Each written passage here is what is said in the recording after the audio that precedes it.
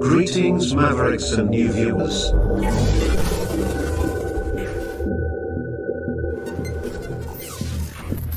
Tonight, direct and live from the Maverick News Network World Studios. This is Maverick News with Rick Walker.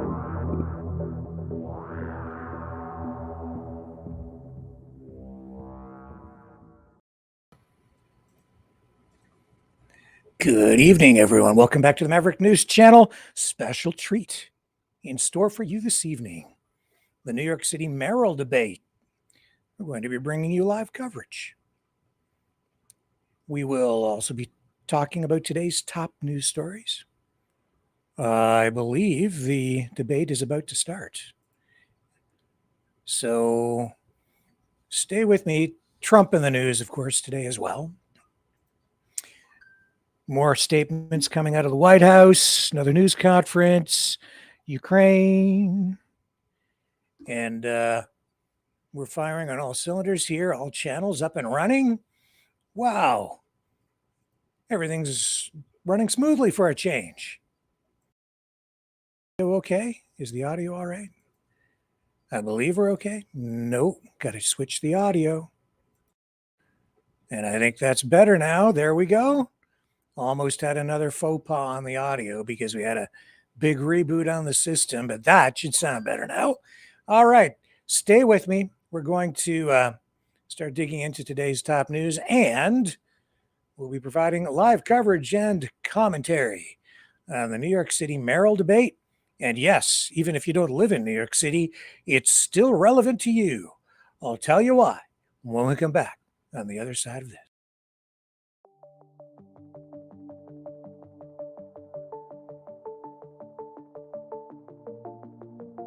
Greetings, brave Mavericks. Our quest for truth continues. We go beyond fake news. Together we expose propaganda. Together we pull others out of rabbit holes. We are maverick thinkers. We are all unique individuals, defenders of individual rights and freedoms, credible, trusted, grounded in reality. Maverick News. Defending free speech. Donate at freedomreporters.com. Do it now. Tomorrow may be too late. Maverick News. The world is watching.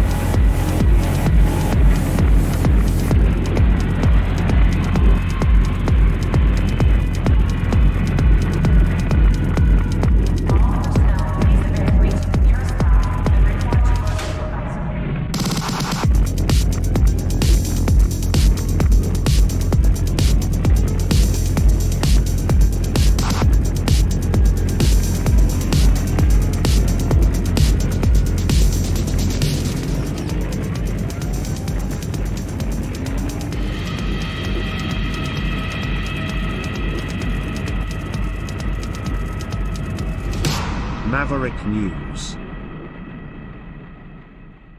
The world is watching.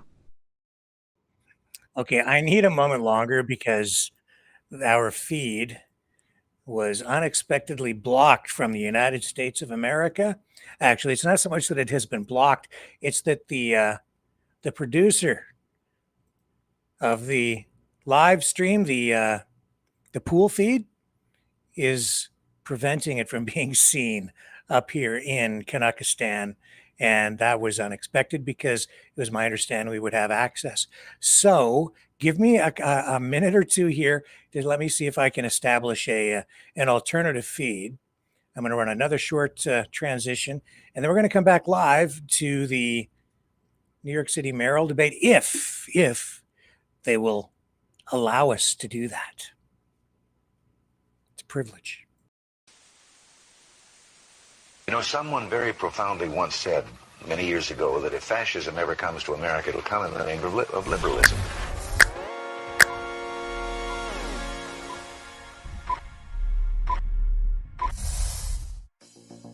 Well, I think it's time we ask ourselves if we still know the freedoms that were intended for us by the Founding Fathers. If we lose freedom here, there's no place to escape to. This is the last stand on earth. The entire world is watching. Every dictator, every crazy dictator in the world is watching.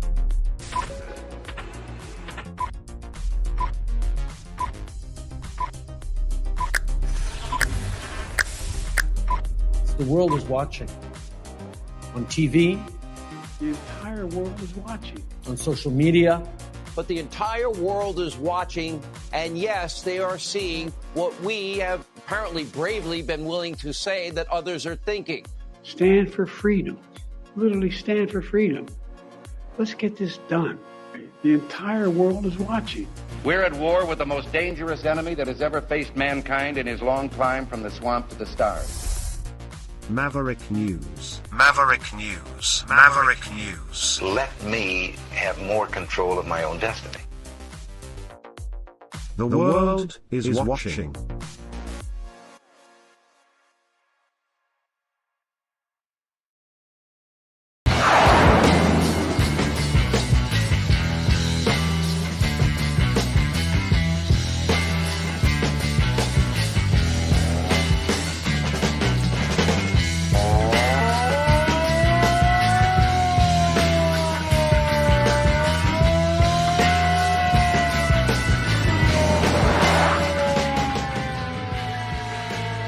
Maverick News.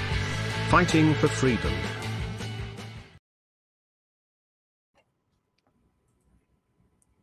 Okay, we're going to pick up this feed from Vaush. I think that's how you pronounce his name. I've seen some of his stuff. He's got the stream going, so we're just going to tap into his. Which has gone absolutely nowhere. But there have been multiple investigations where the DOJ found that the nursing home investigation was politically motivated. Okay, we're going to move on. We might have time to come back to it. I do need to move on to Mr. But may I just finish my... Talking about all of my sexual and legal improprieties. The Assemblyman still says he has no experience to do the job. Okay. Thank you, Mr. Cuomo. Mr. Sliwa, as founder of the Guardian Angels and as a radio host, you've been a well-known figure in New York City for decades. But you also lack substantial management experience. So how are you prepared to be the chief executive officer of New York City? You have 1 minute, Mr. Sliwa. Citizen arrests. First of all, I created the Guardian Angels to provide public safety in the subways and streets when government was incapable of doing so. I didn't do it to get a title or a paycheck. Do you think he applied tanner to the top of his head to balance out myself to be all-knowing. the tan line? I will hire the very brightest and best in their fields like Donald who Trump. have dedicated their lives to trying to improve the city of New York or the state or the federal government or the private sector. But what I will say is, thank God I'm not a professional politician. We have the architect and we have the apprentice of no cash bail, which has been a disaster. We have the architect and the apprentice here of Raise the Age. My own son was almost killed because of that in a gang attack. We have the architect and we have the apprentice of Close Rikers Island, which would just release criminals in the street. Thank God I'm not a professional politician, because they have helped create this crime crisis in the city that we face. And Thank you, Mr. Sliwa. Thank you, Mr. Sliwa. Candidates, President Trump has expressed intense interest in this election and in all of you personally. Mr. Mamdani, the president called you, quote, my little communist. Mr. Sliwa, he said you're, quote, not exactly prime time. And Mr. Cuomo, he has been critical of you, but said you have always gotten along. The president has threatened to cut federal funds to the city. And just yesterday, he killed the Gateway Project, the tunnel connecting New York to New Jersey. You've all promised to resist him in some way. What would you say in your first official call with the president to set the tone for your relationship moving forward? We'll give you a minute for this. We'll start with you, Mr. Mamdani. I would make it clear to the president that I am willing to not only speak to him, but to work with him if it means delivering on lowering the cost of living for New Yorkers. That's something that he ran his presidential campaign on, and yet all he's been able to deliver thus far has been prosecuting his political enemies and trying to enact the largest deportation program in American history. And what distinguishes me from Andrew Cuomo is the fact that he has gotten on the phone with that same president, not asking him how to work together to help New Yorkers, or not telling him that he would refuse to back down to protect those New Yorkers, but instead asking him how to win this race. That's something I can do myself. I don't need the president's assistance for. And what I'd tell the president is if he ever wants to come for New Yorkers in the way that he has been, he's going to have to get through me as the next mayor of this city. All right, Mr. Cuomo, we'll give you a little extra time, but I'd like you to answer this question as well, what your first conversation with the president would be like. Okay. First, I never had a conversation with the president that the assemblyman was talking about. We know they did. Has a distant relationship with the truth. I would say to the president in the first conversation, look, we have had many, many battles. We fought together going on every day during COVID. And the battles were bloody. And I'd like to avoid them. Mm-hmm. Thousands of seniors died. If you come after New York, you know what I'm going to do. You know it's going to be ugly. And you know my chances are almost 50-50, even though you're the president. I'd like to work with you. I think we can do good things together. But number one, I will fight you every step of the way if you try to hurt New York. Unless he weaponizes the justice system to go after the attorney general of this state, in which case you'll issue a statement that doesn't even name the president. And no matter what you think about Donald Trump, you know that not even being able to name him is an act of cowardice. And that's what we would see from Donald Trump's puppet on the right over here. I do want to get Ms. Sliwa, but Mr. Cuomo, I'll give you a few seconds to respond to that. Yeah. I said political weaponization of the justice system is wrong. Both sides do it. It's wrong when Donald Trump does it. Oh, it's such strong wrong rhetoric. When they did it to Comey. It's wrong when Comey did it to Hillary. Okay. It was wrong when it happened to Tish James. Thank you, Mr. Cuomo. I want to give Mr. Sliwa a chance to answer this. Mr. Sliwa, your first official conversation with the president, what would you say to set the tone? Well, first of all, there's high levels of testosterone in this room. I've had a love-hate relationship with Donald Trump that goes back over 30 years. But I know one thing. We have... Hang on. Let's do this instead. Brightleaf Innovations is excited to offer our newest investment opportunity. The Turn Easy Bed Storage Solution. Turns with a touch, spins all the way around. Every little thing you need is easy to be found. No more clutter, no more mess on the floor. Just spin it, reach it, you don't search anymore.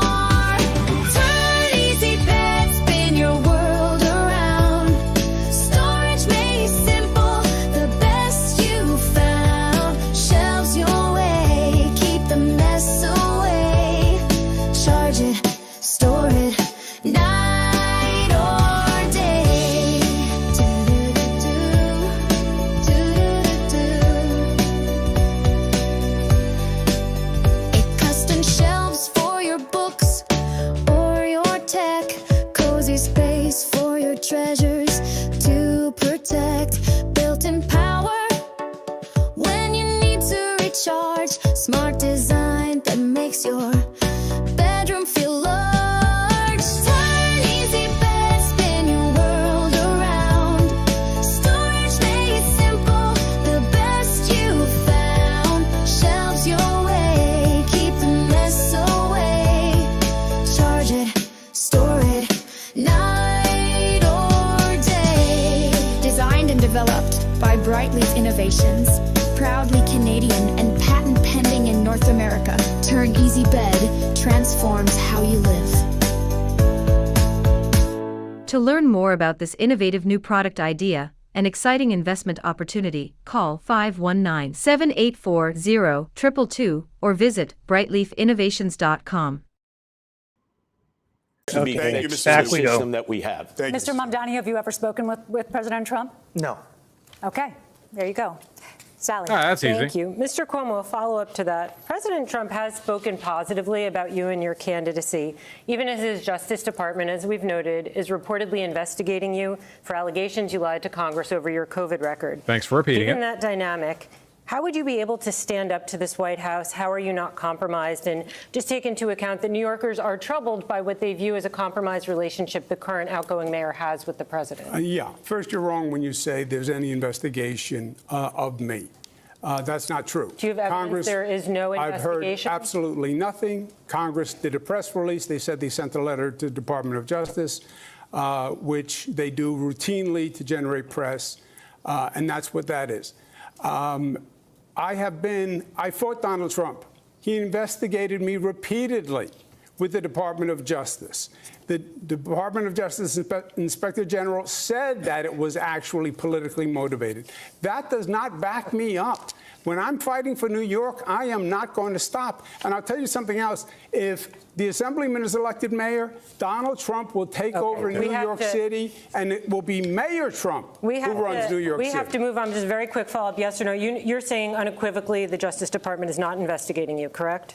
I've heard absolutely nothing. They could be, and you might not have heard it, but okay, we'll move on. David? Okay, thanks. Huge liability. Sorry, really quick. Huge liability to Cuomo here that he simultaneously has to balance, like, I'm the reasonable one. I'm the one who can negotiate. I'm the one who can play hardball. I'm the one who can fight Trump. But also, he spent the past year openly cozying up to Trump, and now he's on a debate stage where being associated with Trump is a liability. Just not good for him at all. Virtually impossible, by the way. Okay. So, Mr. Cuomo, you did put out an ad the day after the news first broke in the New York Times that you were under investigation, calling it a political investigation, saying they were coming after you as they had to, after other Democratic politicians. You haven't denied this previously. That the Republican Congress was. Yes, I believe they play politics with the justice system. Okay. I believe the Republican Congress does it. I believe Donald Trump does it. I believe the Democrats do it. And that's why I think people are sick and tired of the justice system and the politics. If you think that there's no difference between the Democratic Party and the Republican Party, then that's the candidate for you. If you think it's time to have a Democratic Party that actually stands up to Donald Trump and his billionaire-backed assault on working people, well, first thank you, Mr. Mamdani. You're not a Democrat. Candidates, right? You're not a Democrat. You're a You're Democrat. literally running as an independent, bro. You vote for Kamala Harris, right? We have other ground to cover. We have other ground to cover. That's an incendiary charge. I want to be very. You may have a chance to address it, but we do. I'll be very quick. A lot of issues to get to with New Yorkers, Mr. Mamdani. I'll be very quick. You didn't say leave it blank in the Kamala I'll be very campaign? quick. I said leave it blank in the presidential primary because primaries are a place to air dissent. And like many Americans, I was horrified by the Israeli genocide of Palestinians. And if you want to look for me on the ballot, you'll find me as the Democrat. Mr. Mamdani, thank you. Gentlemen, we have to move on. This week, the world is reacting to President Trump's Israel-Hamas peace deal and the release of the hostages. As many bombs are are dropped in cautiously Lebanon optimistic today about a lasting peace. Of course, the mayor has no direct role in foreign affairs, and we certainly have a lot of questions for you about city matters. But this war has been a major topic in the campaign. And there are criticisms about your positions in the past and how you envision leading on these issues as mayor. So we have questions for all of you, but first for Mr. Mamdani, because of something you said that's been generating headlines in the news today as we come into the debate. Yesterday on Fox News, you were asked if Hamas should lay down its weapons, key to the peace plan and ceasefire.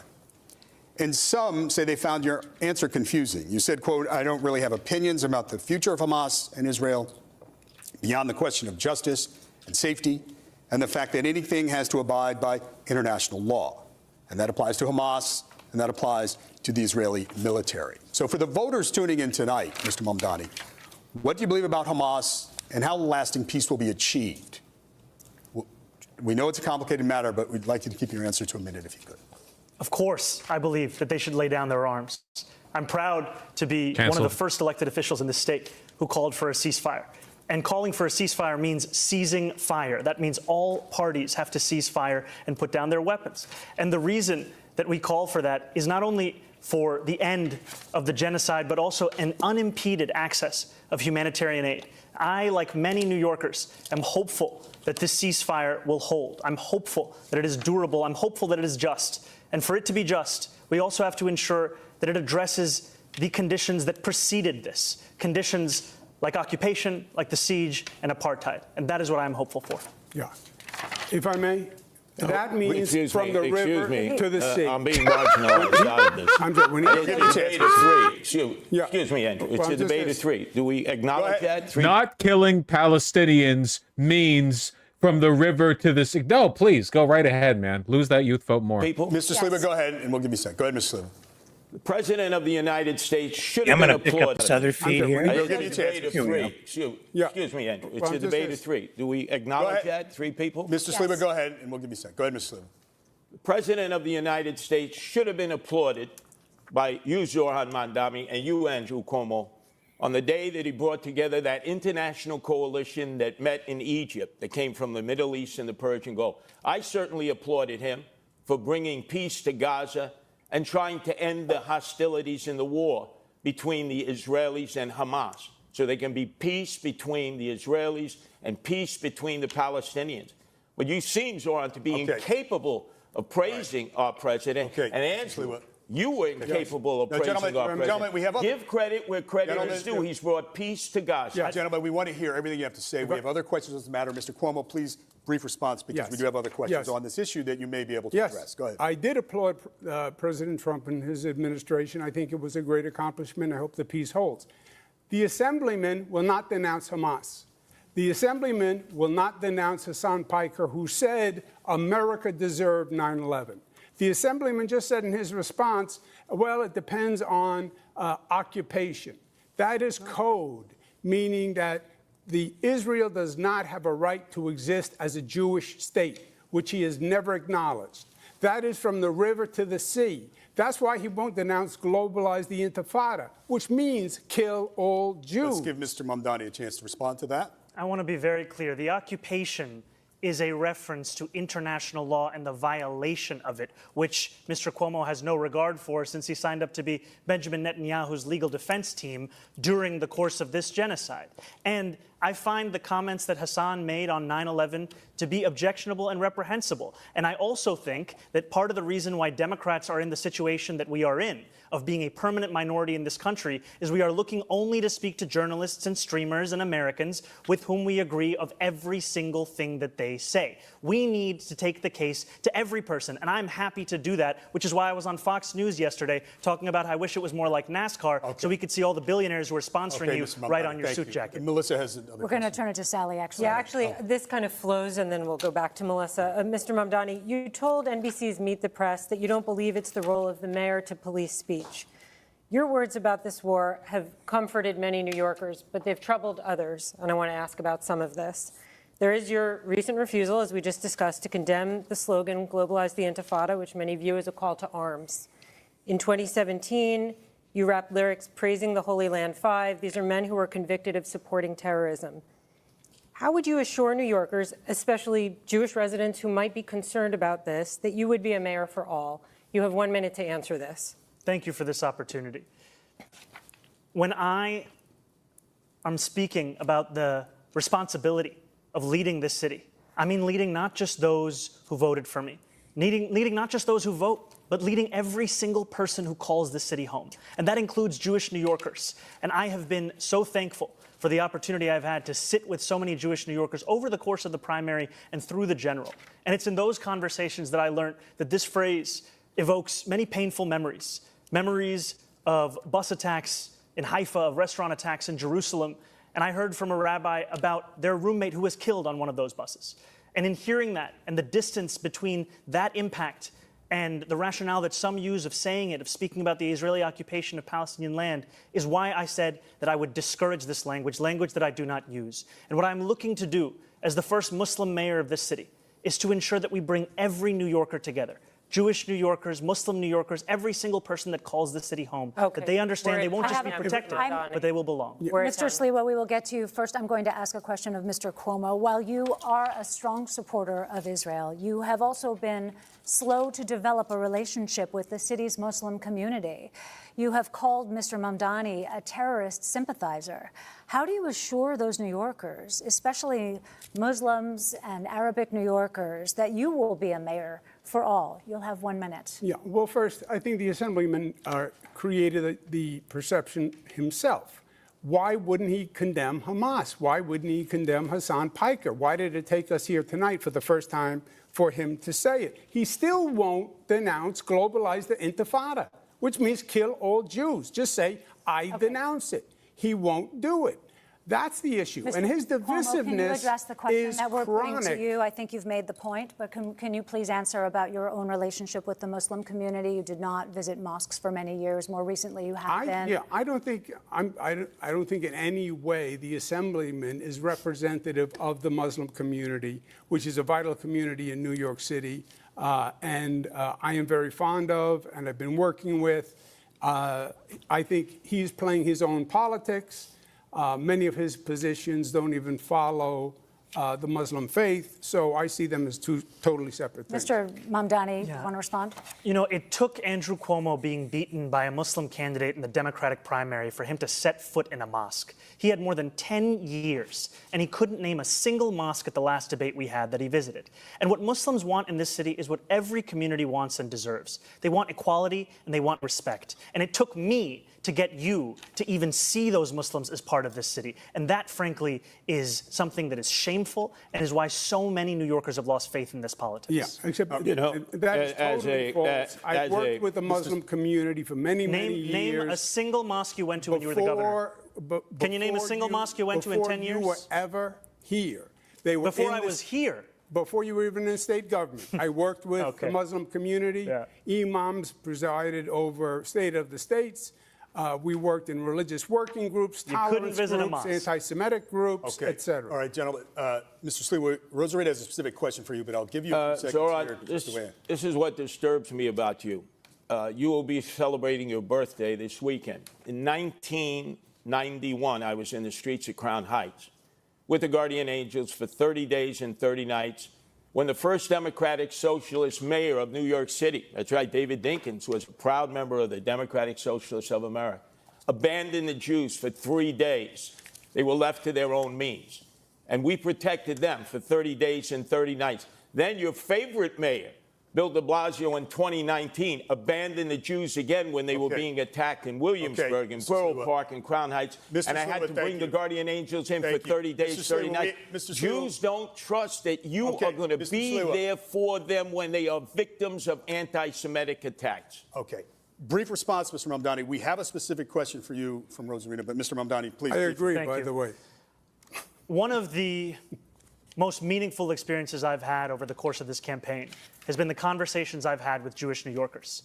Jewish New Yorkers who've told me about the door that they've had to lock that they had kept open for 40 years. Jewish New Yorkers who've told me on the M57 about an apartment this speech therapist was trying to sell when a realtor told her, put the Jewish books off the table. Jewish New Yorkers who've told me about their fear in living in this city. And I will be a mayor who finally addresses that, not through the theatrics of the politics on this stage, but through action. I'll do that by ensuring that we have police officers outside of synagogues on the high holy days. Gentlemen, we have a lot to get to, and we do have a specific question for Mr. Sliwa. Rosarina. Thank you, David. Mr. Sliwa, you've called for tougher policing of pro-Palestinian protests, and you've suggested that Mr. Mamdani uses languages that is anti-Semitic. How do you assure New Yorkers that you'll be the mayor for all? Well, I've been there for all people in all times for 46 years as leader of the Guardian Angels here and around the world. Whether it is a religious violation of people's rights to worship as they choose in a mosque, in a church, in a synagogue, or a shul, whether it's because of racial identity. Remember, in the summer of 2020, Asians were under constant attack because of the lockdown and pandemic. I don't remember Governor Cuomo coming to their aid. You were the governor then. I was out there going into all the neighborhoods, Flushing, Bayside. We were in down in Bensonhurst. We were in Chinatown itself, where Asians were being attacked indiscriminately because they were thought to be carrying COVID. We protected them then. Governor, you were not there for them. De Blasio was not there for them. We understand hate. And in order to counteract hate, you have to get the community involved along with the police to protect people when they're under siege. Jews are under attack now more than ever before. Mr. And I don't believe either of you have the capabilities of protecting them with increased anti-Semitism. That is pure fiction. I passed the no hate in our state, the strongest hate crime law in the United States of America. We tolerate no hatred, no discrimination. We are from every place on this globe, and unless we are it's proud you of that's it. perpetrating And we're tolerant, and we accept. If you notice, the assemblyman still won't say he believes that Israel has the right to exist as a Jewish state. He is a divisive personality all across the board. NYPD are racist. Barack Obama is evil, liar, and he gave the finger to the Christopher Columbus statue. By the way, Cuomo, your laws with no cash bail turn the haters right back in the street to violate and attack again and again and again. Thank you. You're the reason for that. No cash bail. Thank you. You don't know what you're talking about. Thank you. Go ahead. There have been a number of absolutely unfounded lies that have been said by Andrew Cuomo. I would just like a moment to address them directly. I've said time and again that I recognize Israel's right to exist. I've said that I will not recognize any state.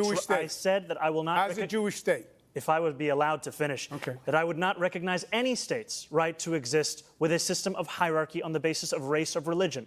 I have made that very clear. And part of that is because I'm an American who believes in the importance of equal rights being enshrined in every single country, whether we're speaking about Israel or whether we're speaking about Saudi Arabia. You can stand here and you can lie all you want, but New Yorkers know. We have the question. We want to address some issues here. All right, and we have another polarizing issue that we would love to discuss with you candidates. And let's talk about the National Guard here in the city of New York. Now, let's go back to Mr. President Donald Trump. One threat hanging over the city is the deployment of the National Guard troops, like he has done, as you all know, in other cities. The NYPD commissioner has rejected the idea as unnecessary, but the president ordered troops to hit the streets of New York. Now, how would you respond? Mr. Sliwa, you have a minute. There's no need for the National Guard in New York. Kathy Hochul, the governor, when we had a crime crisis in the subways that I'm well familiar with, being down there all the time, unlike my two adversaries, she sent 750 National Guardsmen down into the subways in 2024. Remember the horrible case of Debrina Cuomo. Does anybody even say her name anymore? That woman who was set on fire by that migrant. As a result of that, the worst crime I've ever seen committed in the subway system, the governor did the right thing. She sent an additional 250 National Guardsmen, giving us a total of 1,000 National Guardsmen in the subway system, while our mayor, Eric Adams, was telling us it was all a perception. So Governor Hochul has responded. I would tell the President of the United States, since I'm familiar with cities all across America having guardian angels there, if you were going to send the National Guard, you don't need to send them to New York City. There are other cities that could desperately use their help in dealing with their crime crisis. Thank you, Mr. Sliwa. Mr. Mamdani, how would you respond? You know, I agree with Police Commissioner Tish in that we do not need the National Guard here in New York City. We do not need them for the purpose of safety, because if it was safety that President Trump was so concerned about, he would send them to the 8 out of 10 states that have the highest levels of crime in this country, but he won't, because they're all run by Republicans. What New Yorkers need is a mayor who can stand up to Donald Trump and actually deliver on that safety. When Donald Trump sent ICE agents on people in Los Angeles, Andrew Cuomo said that New Yorkers need not overreact. That is the furthest answer that New Yorkers are looking for. They are looking for someone who will lead, someone who will say that they will have their back, someone who will actually fight for the people of this city. And that's who I am, because I'm not funded by the same donors that gave us Donald Trump's second term, which isn't something that Andrew Cuomo can say. Thank you, Mr. Mamdani. Yeah, first, the answer in the subways is not more National Guard. I put National Guard in the subways also. It's more NYPD is the answer. But the National Guard is not, he's not sending in the National Guard to do any real function. It's control, it's power. He's trying to say these Democrats don't know how to run these cities, and it's a political gesture by sending in the National Guard. He has said if the assemblyman is elected, he will take over New York. Forget the National Guard. But this is he not has the said, question. I'm going The to take question the is, funds. if they order the troops to come here, what would you do? Well, I went through this with him. He sent the National Guard to 20 cities when I was governor. You know what city he didn't send them to? New York. Why? Because I said to him, don't you dare, we don't need it, and he backed down, and he will again. So that proves a good relationship Wait a with the second. president. The president is going to back down to you, Andrew Cuomo. I know You think you're the toughest guy alive. But let me tell you something. You lost your own primary, right? You were rejected by your Democrats. Why and didn't you have you a send the difficult National Guard? understanding that what the term no is. You're not going to stand up to Donald Trump. I agree with Curtis. You're not going to stand up to Donald Trump. Okay. And he can't stand up to Donald Trump, who knocked him right on his tickets. You negotiate with him. You don't fight with him because only the people of New York City will lose. We do have stand up to negotiate. We have a follow-up.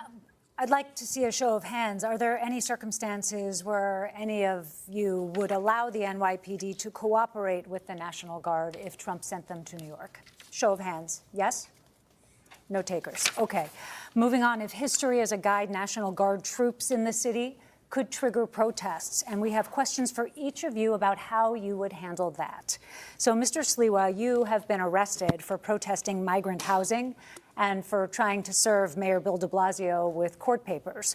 How would your NYPD handle protests? And would you continue participating in protests as mayor? You have 1 minute. Well, I have been arrested oftentimes in civil disobedience. That is a great American right. But demonstrations have a time and a place. And it used to be before Bill de Blasio, I know he was your favorite mayor, Joel Mamdani, that you'd have to get a permit. There's a time period you were in a structured area. You get a sound permit. It could be turned around in a day. If there was going to be civil disobedience, you discussed it with the police department. And obviously, you had an opportunity of expressing your anger or your outrage at whatever it was that motivated you to sit down in the street, to block traffic or block an egress. Now, we have rampaging groups that go running through the streets, that enter all kinds of facilities and violate other people's rights. And there's no one who's willing to stop it. When I'm the mayor, there are rules and regulations. Everybody has the right to demonstrate. But you can't violate other people's rights, or you yourself must be arrested. And I would remove the face coverings. Remove those face coverings. Why are you afraid of identifying who you are as a demonstrator, unless maybe you're an agent provocateur who's been sent in here to cause chaos? Thank you. Rosarina? The next question goes to you, Mr. Mamdani. You were arrested for blocking traffic in a pro-Palestinian protest, and you participated in a sit-in at Grand Central. Protesters offered blocked streets, bridges, and hubs like Grand Central. How much of that would you allow as mayor, and what's your line in having the NYPD arrest protesters? You have a minute. Protest is a part of what makes this city's history what it is. It is a part of the First Amendment. We deserve to have a mayor who stands up for that First Amendment, especially as we have a president that's looking to shred it at each and every opportunity. And we will continue to have protests in this city, as we should, no matter who is the mayor. And the line will be on the question of breaking the law. What we have today, however, is an attempt to intimidate so many who are looking to use that freedom of expression to share their opinions about the city and the world around them. And to be frank with you, what New Yorkers are looking for is someone who can show leadership in City Hall. Because when they don't see that leadership, that's when so many take to the streets. And if you had a leader like Andrew Cuomo, who was telling people not to overreact when they see ICE agents abducting girls as young as 6 years old to deport them, many New Yorkers will take to the streets. We deserve to have a leader who will actually be following through on the values of the city. That's the leader that I'll be. Mr. Mamdani, just a quick follow-up. If you're elected, would you still participate in protests? No, if I'm elected, I'll be the mayor, and I'll be leading the city from City Hall. But no participation in protests, right? The important thing is to lead from City Hall. That's what I'll be doing. Okay. Yeah. If I may respond, because I believe my name was invoked. Yeah. A very brief response, and then I have a question for you. I dealt with ICE. I stood up with ICE. I had a war with ICE here in New York when I was governor. And I stood them down, and they moved out. What the Assemblyman is saying is he doesn't believe in law and order. He believes in defunding the police, disarming the police, disbanding the police. That's who he is. Cuomo, abolish jails. Sorry, I have a question for you. Okay, 15 seconds. Very rebuttal, Mr. Mamdani, and then we do just 15 seconds because we have a question for Mr. Cuomo. Mr. Cuomo lies again and again and again. I am not running to defund the police. I am running to actually work with the police to deliver public safety. Andrew Cuomo says that he has stood up to ICE. He has not said a word about the abductions that are happening right now. He's referring to a previous comment you made, and we will get back back to this. But Mr. Cuomo, a question for you. It's a comment he made. Is the operative language. Yes, yeah, I understand. I said that. As governor, you put the National Guard on standby during the George Floyd protests. You didn't deploy them. As mayor, talk about how you would balance the right to protest with maintaining order in the streets. The right to You have 1 protest. minute. The right to protest is a sacred right. There is no doubt about that. But the law is the law also. And you have New Yorkers now who are afraid in this city. They're afraid of Donald Trump coming, they're afraid of that anarchy, and they're afraid of the anarchy in this city itself. We have to provide public safety that makes New Yorkers feel safe. Demonstration is one thing. Violating the law is something else. Blocking public transit is something else. Stopping students from going to class is something else. Harassment, intimidation, that's a hate crime, that's illegal. Enforce the law. Respect the police.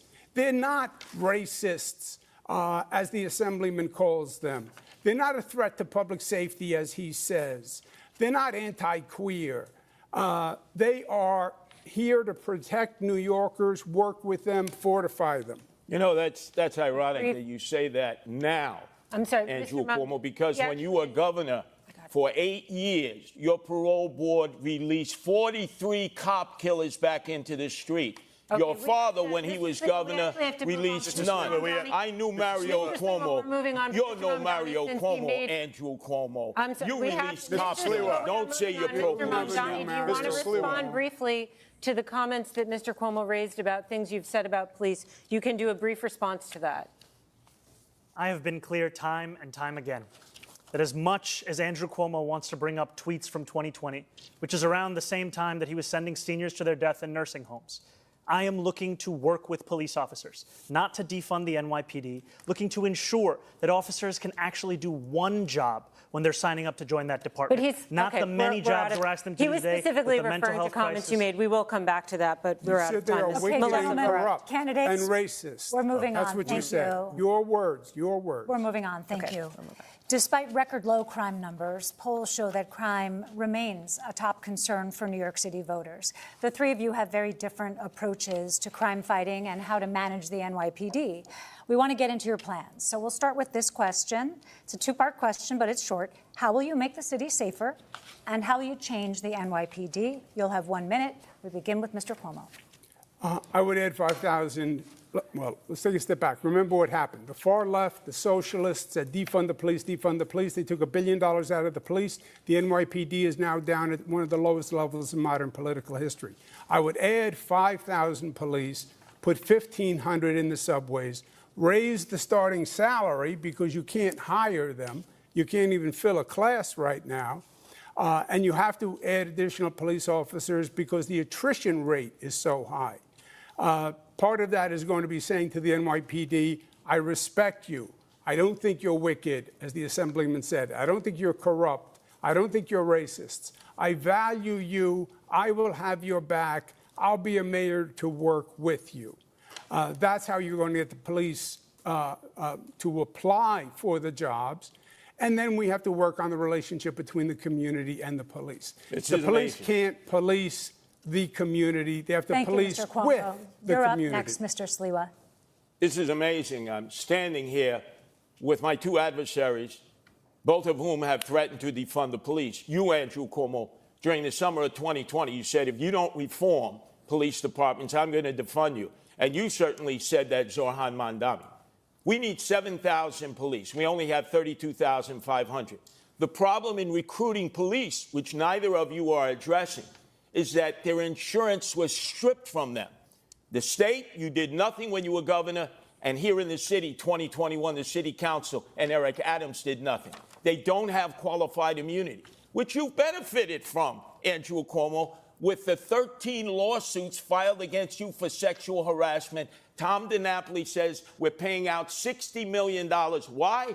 Because you had your qualified immunity as governor, and yet people have stood by as police have lost their insurance that all civil servants have. That's why you can't get recruits in, because they're not insured. I will return their qualified immunity because they need to be protected like other civil servants. That is not New York State. It's New York City on the qualified insurance, qualified immunity. It's not insurance at all. You are entitled to free legal counsel, which is what he's referring to. Yes. You have spent. Yes, but it's New York City that has revoked qualified immunity.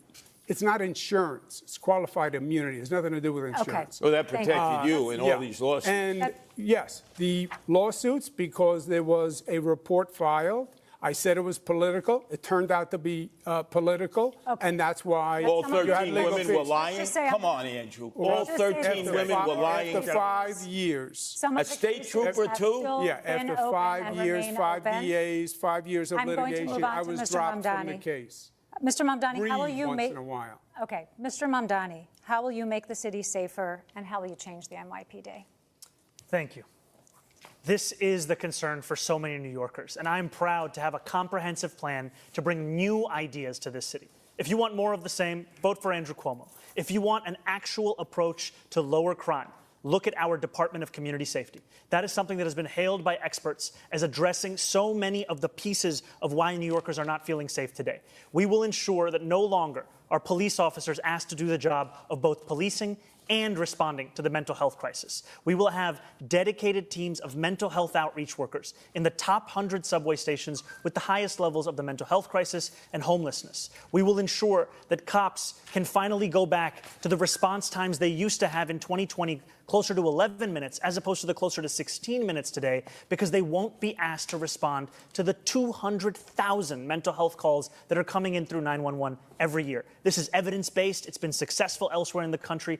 It's time we deliver it right here in New York City. It's time for a change. Thank you, Mr. Mamdani. Zora Mamdani, we already had it. It's called the Homeless Outreach I'm Unit sorry, this of is not cops free and for all. We mental have another health question care for Mr. officials. Mamdani. And Bill de Blasio funded them by taking $1 billion out of the budget. Thank you. Excuse me, Mr. Mamdani. We're going to talk about disciplining police officers. The civilian watchdog that investigates police misconduct regularly recommends discipline for cops accused of wrongdoing, but the police commissioner often overrides them. You want to change that policy so that the board has final say. Please explain to viewers in 30 seconds why you believe the police commissioner should no longer have that final say. What I've said is that I think it's time to remove much of the politics out of the question of accountability. We have the Civilian Complaint Review Board, which, as you said, studies, assesses, and investigates into complaints of abuse and the violation of the law. And oftentimes, those recommendations are then subject to political pressures and not followed through on. I think New Yorkers deserve a system where they know it won't then be assessed once again that there's actually more to the recommendation in the investigation that's being done by the CCRB. Okay, we're wrapping up. Thank you. Thank you, Mr. Mamdani. Mr. Cuomo, do you believe changes are needed for how officers are disciplined? And are there any powers that you would give up as mayor? You have 30 seconds. Yeah, I would not remove the police commissioner from the CCRB. I'd leave it with the police commissioner. I think Commissioner Tisch is doing a very good job. I would trust her. The difference between me and the assemblyman is he doesn't like the police. That's why he won't hire more police when everyone else says we need more police. He wants to use social workers on domestic violence calls, which are very dangerous. And he's told you what he thinks. He thinks the police are racist, wicked, corrupt, and a threat to public safety. Thank you. Those are his words. Very quick. Mr. Mamdani, very quick. Look, Andrew Cuomo is a politician of the past, and all he can speak about are the tweets of the past in 2020. Those are tweets which I have apologized for to New Yorkers and police officers directly, and they are not what I am actually running on. No, you're incapable of actually speaking about the platform that we have here, Mamdani, which is one that will keep New Yorkers safe. Can we just quickly ask you, because I think what some people feel they haven't heard from you, we hear you saying that you don't believe that anymore, and you've apologized. People have not heard you sort of describe the evolution of your thought, how you got from there to here. You know, growing up in this city, I would think often about safety and justice and the ways in which that relationship has been irrevocably harmed when I learned about the exonerated five, when I learned about Sean Bell, when I learned about Eric Garner, when I learned about Michael Brown. And then in 2020, when I wrote these tweets, learning about the death of George Floyd. And that was a moment where it felt as if the distance between these two ideals had never been further. And in becoming an assembly member and serving and representing more than 100,000 people in Queens, learning that to deliver justice means to also deliver safety. And that means leading a city where you recognize the bravery of the men and women who joined the NYPD and put their lives on the line. Yeah. It means representing the Muslims who were illegally surveilled in my district and the black and brown New Yorkers who've been victims of police brutality. So Mr. Sliwa, you've been out there, you've been on the trains, and I would like to know if you believe changes are needed of how officers are disciplined. Let me just suggest, Zoran, what you've suggested. Zoran Curtis. Zoran. Thank you. Excuse me. Appreciate Let me just suggest what you have proposed with this new police outreach unit will endanger women and children in domestic violence situations. I know I've been involved in so many of them with the Guardian Angels. They will be killed. They will be maimed. Number two, in dealing with emotionally disturbed persons that I have dealt with for all my years as the Guardian Angels, you need trained professional police officers. Yes, you can have mental health workers with them. Thank you, Mr. Sliwa. But that has been suggested. It was done before by the homeless outreach we have other unit, grounds to cover. and the guy you thought was the best mayor, Bill de Blasio, disbanded Mr. them. Sliwa, thank you. Brief response. To be very clear, the Department of Community Safety is not about responding to calls of domestic violence. We are speaking about mental health crisis and the homelessness crisis. These are the focuses of the work that they will do. All right. We have other questions for that a little later in the debate, but we want to just change the pace a little bit, candidates, switching gears to the high cost of living in New York City. To kick us off, we have a few quick pocketbook questions that New Yorkers wrestle with daily. So we want to know how much you spend a week on groceries. We'll begin with you, Mr. Cuomo. Depends how many times my daughters come over, but probably about $150. Okay, Mr. Sliwa? Oh, I'd say about $175 with a gallon of milk, now $5 and always rising up. Loaf of bread, simple loaf of bread that used to be 99 cents. It's like $3 now. The price is too Mr. Sliwa, thank you. Costly. It's a brief answer. Thank you. Mr. Mamdani. Yeah, I actually agree with Curtis on that. It is too costly. Now that eggs are down to less than $4, though, my average spend every week is about $125, $150. All right. Do you carry credit card debt or do you pay it off every month? Mr. Mamdani? I pay it off every month. Mr. Cuomo? Paid off. Mr. Sliwa? I don't have a credit card. I have a debit card. And for the record, what is your monthly rent or mortgage, Mr. Sliwa? About $3,900. It's not subsidized there, so. Mr. Mamdani, what is your monthly rent or mortgage? $2,300. Mr. Cuomo? He has a rent-stabilized apartment that a poor person's supposed to have. Mine is about $7,800. We are actually getting to that. We're gonna cover that subject. Sally? Thank you. We're going to talk a little bit more about the runaway rent in this city. Wow. Mr. Mamdani, you're pledging to freeze rent for nearly 1 million rent-stabilized apartments. That really affects less than half of all rentals in the city. What is your plan for those who aren't in stabilized apartments but are struggling to pay the rent? What are you going to do for them? Well, I'm proud to say that yes, will freeze the rent for more than 2 million rent-stabilized tenants, and I will also build 200,000 truly affordable homes across the 5 boroughs over the next 10 years to ensure that tenants, whether rent-stabilized or market rate, can actually have more housing such that they are not being priced out of this city. And finally, I'm also going to make it easier for the private sector to build housing in this city, because what we see today is that it's not labor, it's not materials, it's the weight that is often costing so much to actually build the housing we need in this city. Thank you. And a follow-up for you, Mr. Mamdani. The cost of maintaining a building change year to year for landlords. The Rent Guidelines Board is legally required to consider those costs when deciding whether to freeze rents. So how can you promise a rent freeze today before ever seeing that data next year? You know, we've seen the data time and again. It's next year's data. It's been data that's been overruled by mayors again and again. The last Rent Guidelines Board study showed that profits were up 12% for landlords of those units. And what did they do?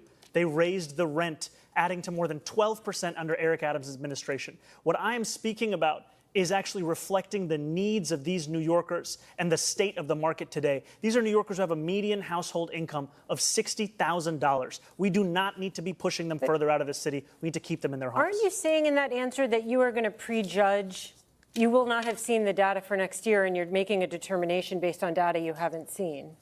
I've seen the data year after year of the fact that salaries are stagnating, costs are up, New Yorkers can't actually afford their apartments. And I will also take action to actually ensure that the landlords of those buildings can better handle their costs by taking on their insurance. I don't know how people can afford to live in New York or Toronto, any big city. On this subject, you have proposed something that you're calling Zoran's Law. You think that Mr. Mamdani earns too much to live in his rent-stabilized apartment, though I should note that there are no income tests for rent-stabilized apartments. But critics say your plan would force people to pay too much of their income towards the rent. So if you think Mr. Mamdani is gaming the system, what about the other New Yorkers, thousands of them just like him, who earn similar salaries, who are living in similar apartments? Okay, just to follow up on what Sally was saying, because she's right. This is not a new plan that the Assemblyman is talking about. It's Bill de Blasio's plan. It was called Freeze the Rent. Bill de Blasio says the mayor can't say legally he's going to freeze the rent. There's a rent guidelines board. There are certain considerations that have to be looked at. You're right, Sally. You can't say today what it's going to be in 4 years.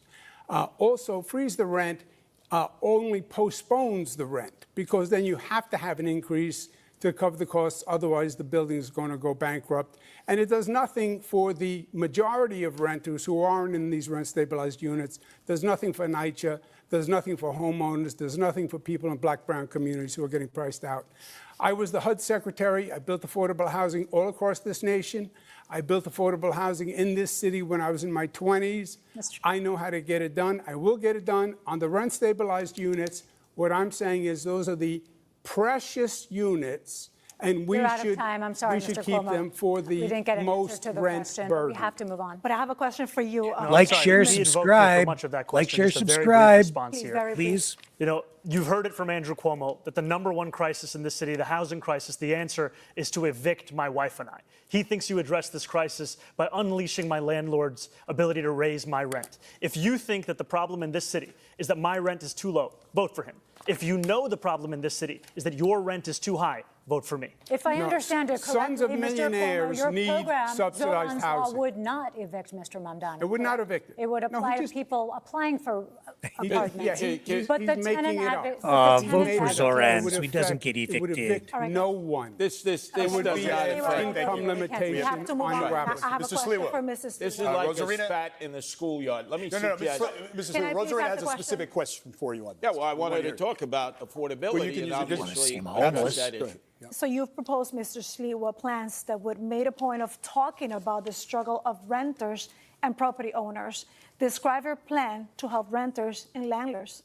Well, first off, we have 6,000 available apartments that the mayor controls in NYCHA, and they've been empty for years. That you address #1. Then we talk about senior citizens who are living here. My whole goal is to improve and not to move. I'm concerned about the seniors, especially those that own homes. If they're 65 and make less than $250,000, no property tax, because the property tax is way too high. We need to cut it in half to keep people who are here.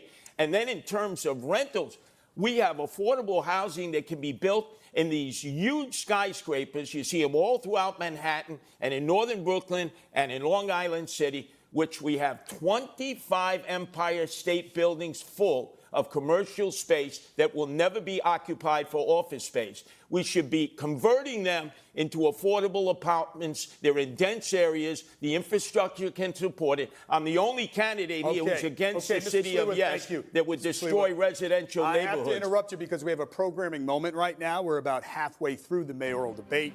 Channel 4 and Telemundo 47 will return to regular programming, but we got a lot to get to, and you can continue watching live on NBC New York, Telemundo 47 streaming and digital platforms, Telexitos, Politico.com, and YouTube.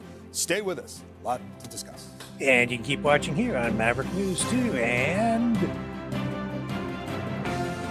we'll take a little break as well and come back on the other side with ongoing coverage of tonight's New York City mayoral debate.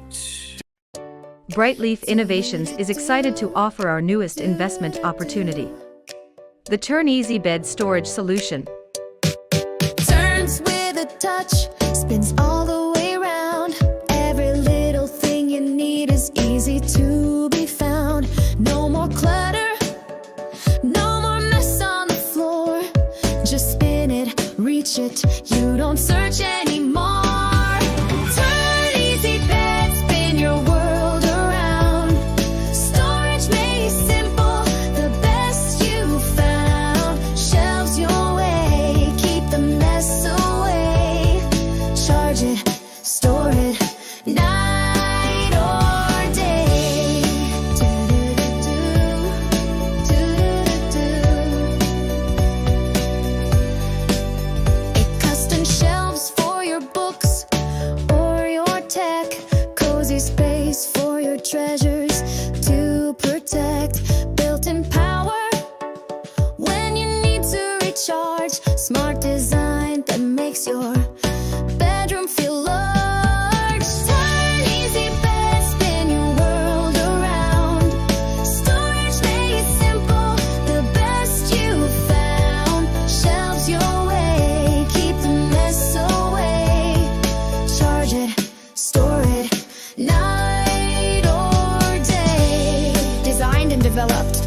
Brightleaf Innovations.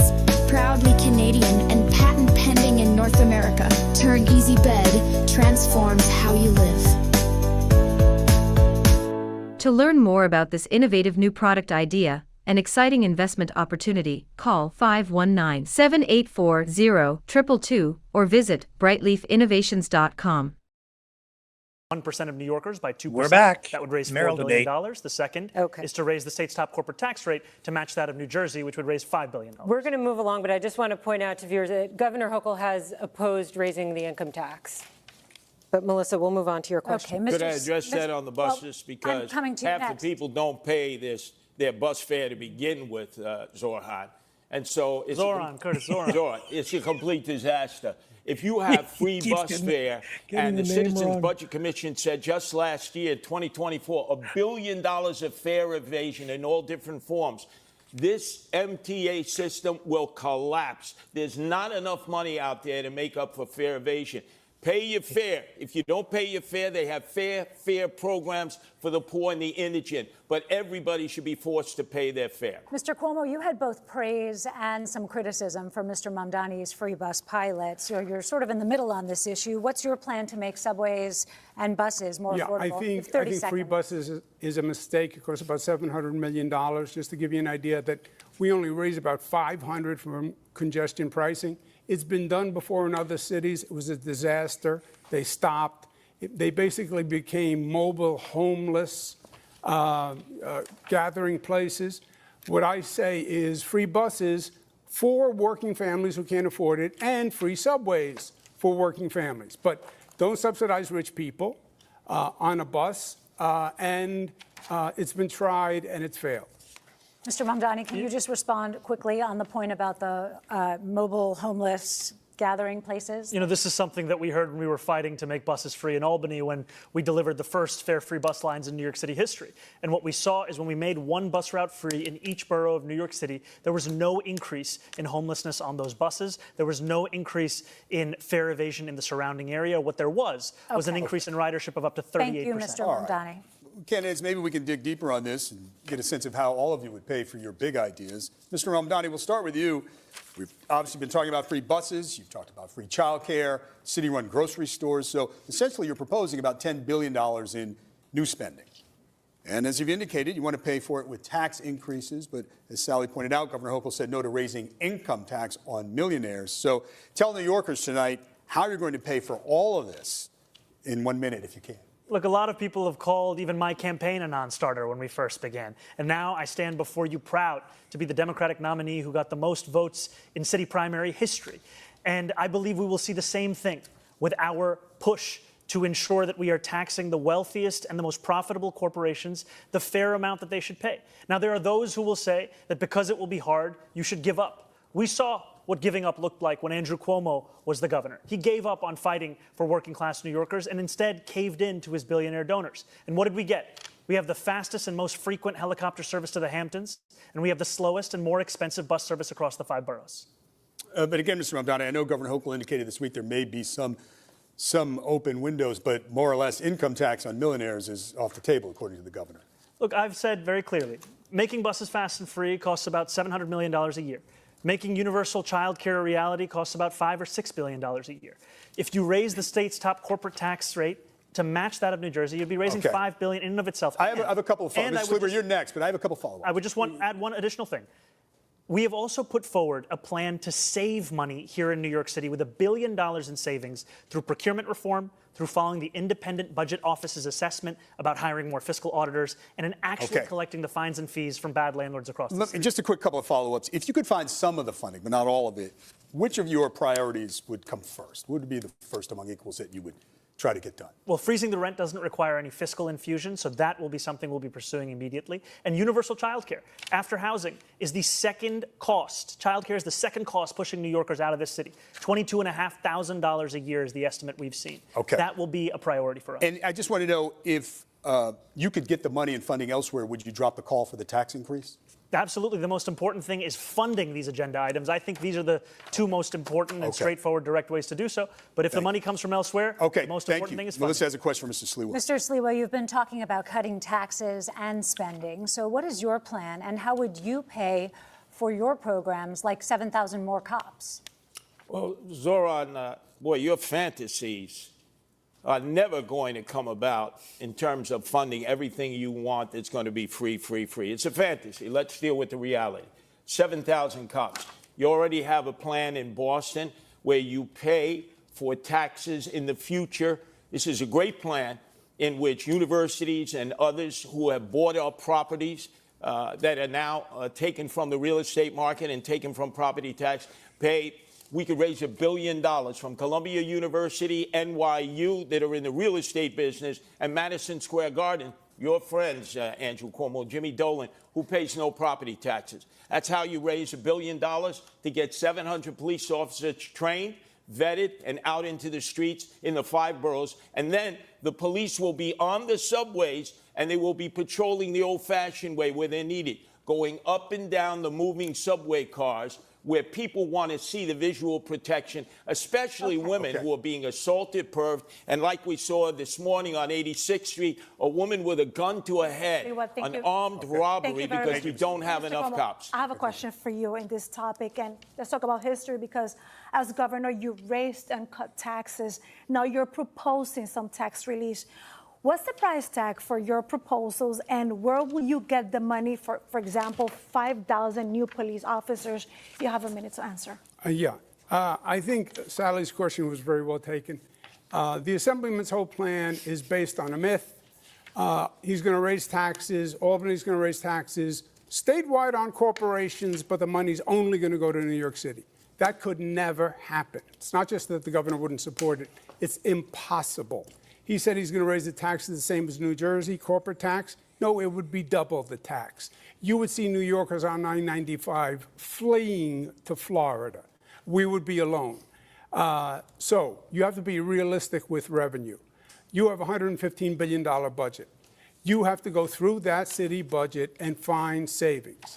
I started the state, which is double the budget of the city, at a $10 billion deficit. I closed it and added services. And we can do the same with New York City. Governor, as mayor, you would not increase spending in the New York City budget? Yes or no? There would be, whatever additional spending would be revenue neutral. So it's impossible. You got to cut taxes for people to stay here. Thank you. Corporations are not going to stay here. They're being lured south, the cities that are more corporate friendly. You got to cut the property tax, income tax for those who are 19 to 28 who have skill levels if they go to school here. Thank you, Mr. Sliwa. Andrew Cuomo thinks it's all right to spend $60 million to fund his legal defense from accusations of more than a dozen women of sexual harassment. But if I say we should spend the same amount of money on delivering cheaper groceries in this city through a pilot program, that is unfathomable. Quick, David, I have a right to respond to that. Yes, quickly. First, I did not bring those lawsuits. That was brought by the Attorney General, which I said was political. Well, those That's what generated by individual the legal fees. women, and some of them have still been making their way through the courts this year and yes, now. and I've been dropped from the cases. Not all of them. Yeah, and what the Assemblyman doesn't say is all this money that he wants to pass. The one thing he did do is he voted for a pay raise for himself. They're the highest paid legislators in the United States. I did ask the State Controller's Office this week. I did ask the State Controller's Office this week.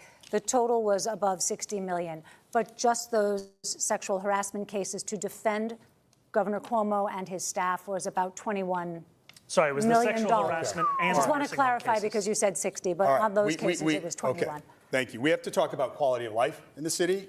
Let's turn to everyday life in the city and some issues a mayor can directly impact. We start with a couple of questions about 311, the number New Yorkers call or text for non-emergency help. First off, have you ever called 311, and if so, for what? Mr. Mamdani?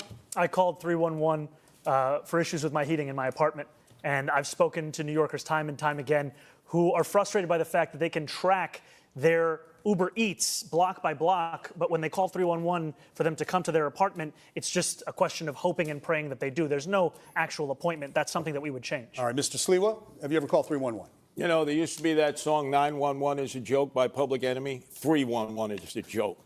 You can call it over and over and over again, and you never get a response. Have you? The analytics are when the operators talk to you, as I talk to them. Have you called? Yes, I've called them many times and gotten no response. Mr. Cuomo? Most citizens I talk to on the subways and streets never get good responses from 311. Short answer. Mr. Cuomo? I've heard a lot of complaints about 311, so I actually made a call to 311 myself to see if the complaints were bona fide. I was dropped twice. Then they were going to send someone to help a homeless woman in distress, and no one showed up. You're all expressing frustration. Last year, 311 received 38 million contacts from New Yorkers, from calls to the website. Wanted to know if you had a sense across the 5 boroughs what the top 2 categories of complaints were. What do you think they were, Mr. Sliwa? Potholes, constantly potholes. People's undercarriages ripped out, ball bearings, alignments. Second one, top 2? Rats. Rats, okay. Oh, the city is flooded with rats. Mr. Cuomo, what do you think the top 2 complaints were? Homeless and trash rats. All right, Mr. Mamdani? I think it was housing and noise. Okay, so the answer is noise and illegal parking. And we're going to stick with quality of life. Rosarina? That's right. And let's talk about noise candidates because they fall into these 2 categories. First of all, is the residential one. That's the neighbors and the loud music. And the second one is the street or sidewalk, everything with the loud construction and workers outside. So, Mr. Cuomo, as mayor, what can you do to help the city that never sleeps get a little bit of rest, Mr. Cuomo? Yeah, look, I think if the 311 system worked well, if there was actually contact with people, I think New Yorkers would get it. I think New Yorkers would be responsive. I think we have to change the ethos in this city, the ethic in this city. Right now it's toxic, it's divisive, everyone's angry at everyone. I think when we have public safety that's functional again, and New Yorkers are part of that system, I think they would be more cooperative than you think. Thank you very much. There's no proposal. Mr. Sliwa, how would you quiet a little bit the city that never sleeps? In the outer boroughs, I see problems all the time, quality of life issues. 18-wheel tractor trailers, RVs parked everywhere. Garbage that's not picked up and collected. In the city, we've seen trash cans taken away by the sanitation department, Jessica Tisch, when she was the commissioner. The quality of life has diminished noticeably. So naturally, people are going to revert to 311. But it's important that a mayor be able to provide services to all the people. And they believe if quality of life is diminished, the next stop is sell your house and leave the city. And my goal is to improve and not move. Mr. Mamdani, your turn.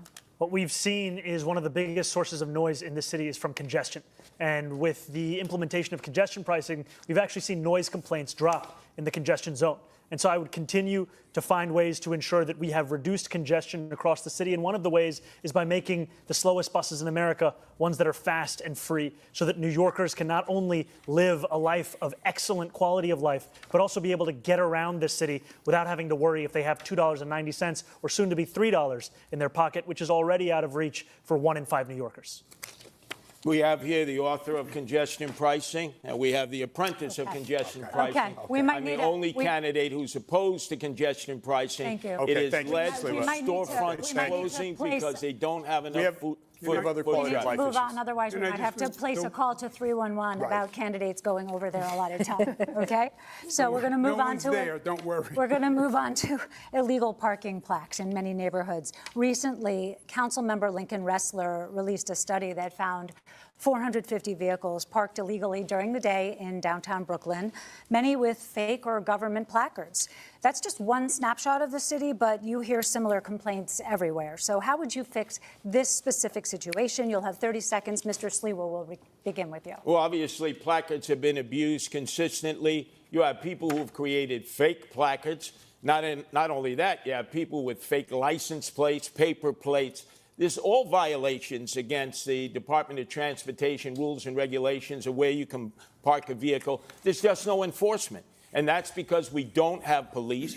We have these e-bikes going up and down. We have the motorbikes. They're not following rules and regulations. They should be licensed. They should have a way of being identified. This way, enforcement Sliwa, can take place because people are terrified walking out into the streets. Mr. Mamdani, your plan for illegal parking? We have to showcase that accountability is true, whether for New Yorkers who are just living in this city or those who are working for this city. And the violation of traffic laws are violations no matter who is doing it, and to show that that accountability is something my city government's actually going to pursue. Okay. Mr. Cuomo. On the quality of life, you're right, is very, very important.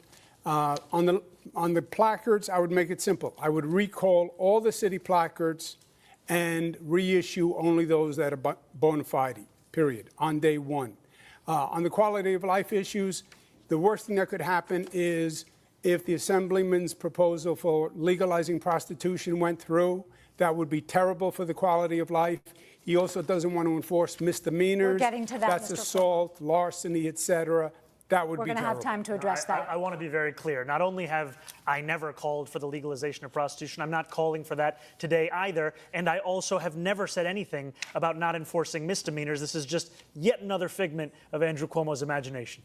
The DSA, which you give your part of your salary to, that's their position: abolish jails, no new carceral facilities, don't enforce misdemeanors. And you're on the bill in Albany as a sponsor to decriminalize prostitution.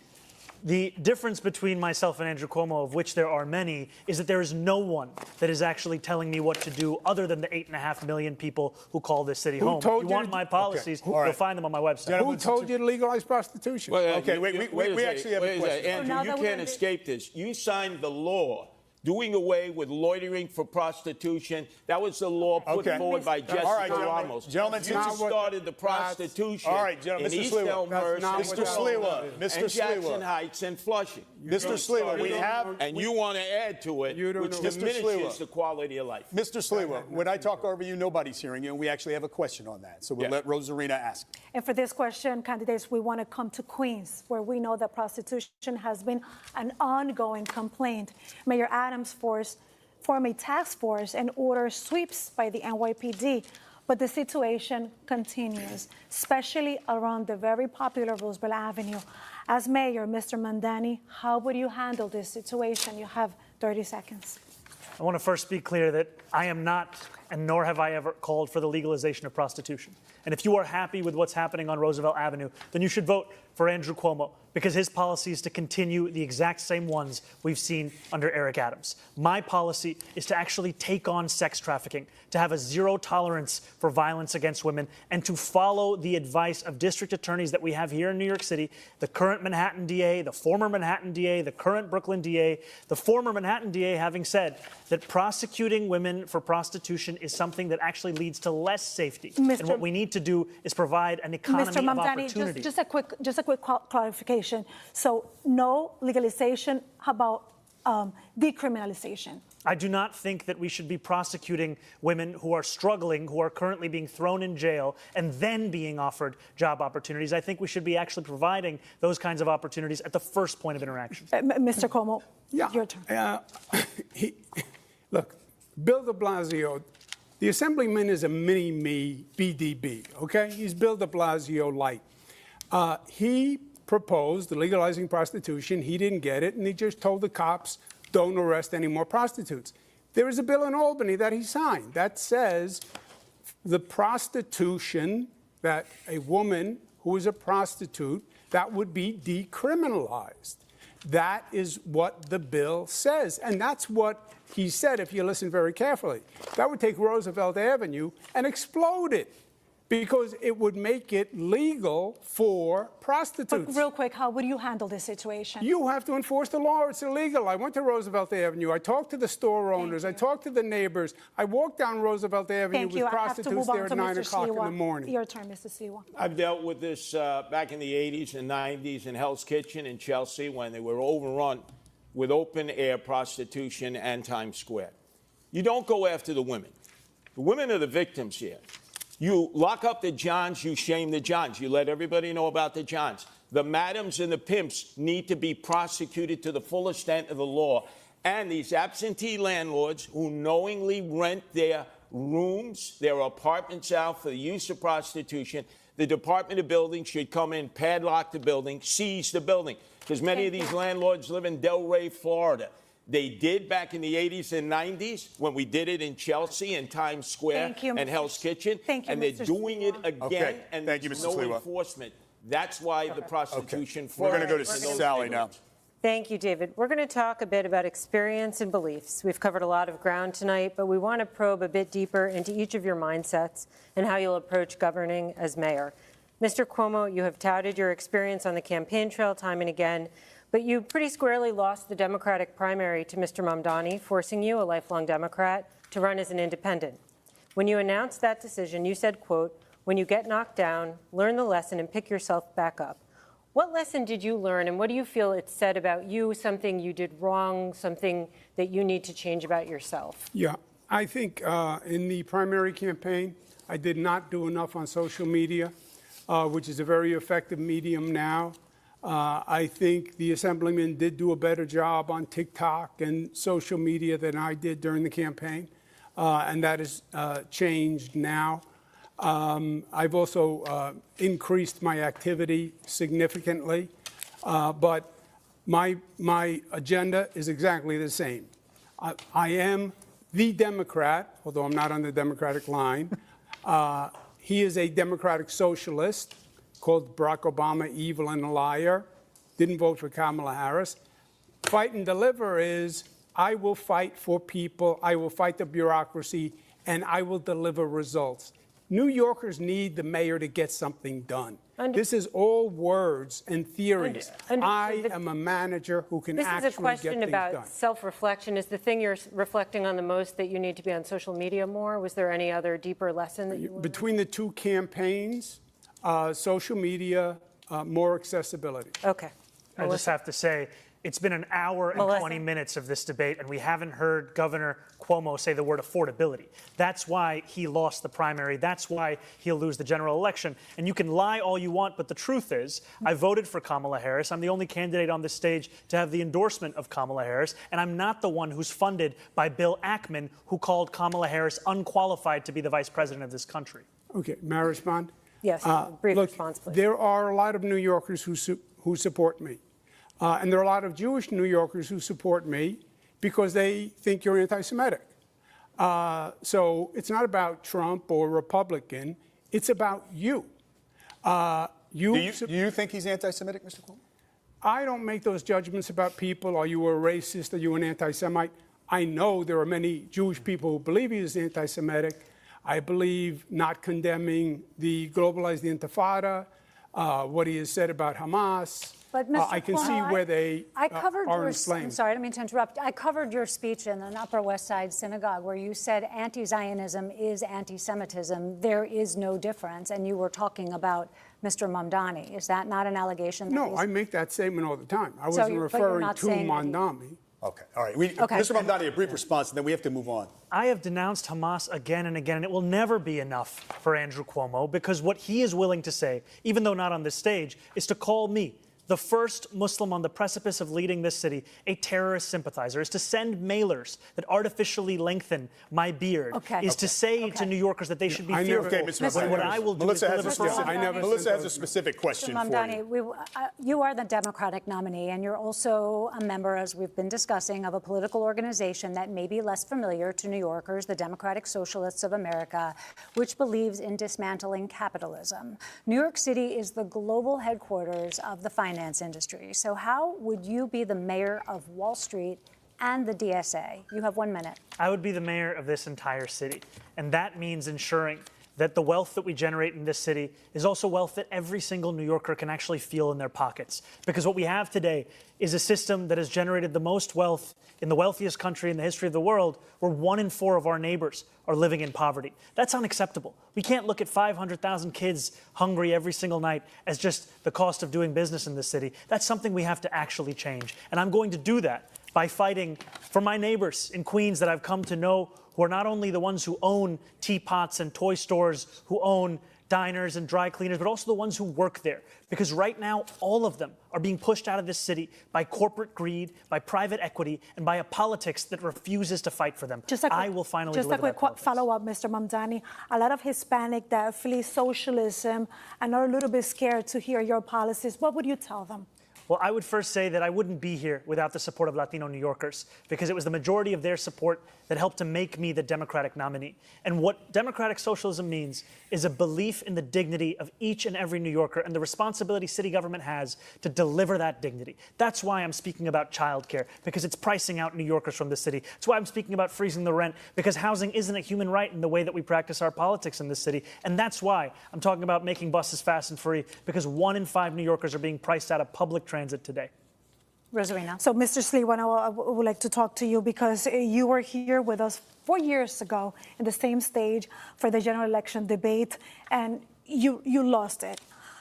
Why do you believe New York is ready to elect a Republican this time around? First off, did I not warn you 4 years ago that Eric Adams would be corrupt and we would have chaos? Did I not?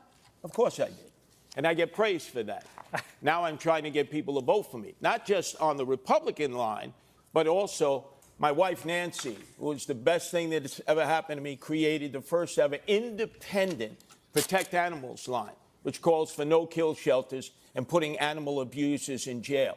But the other thing that differentiates me from both of my adversaries is that I am opposed to the city of yes, which will destroy the residential neighborhoods.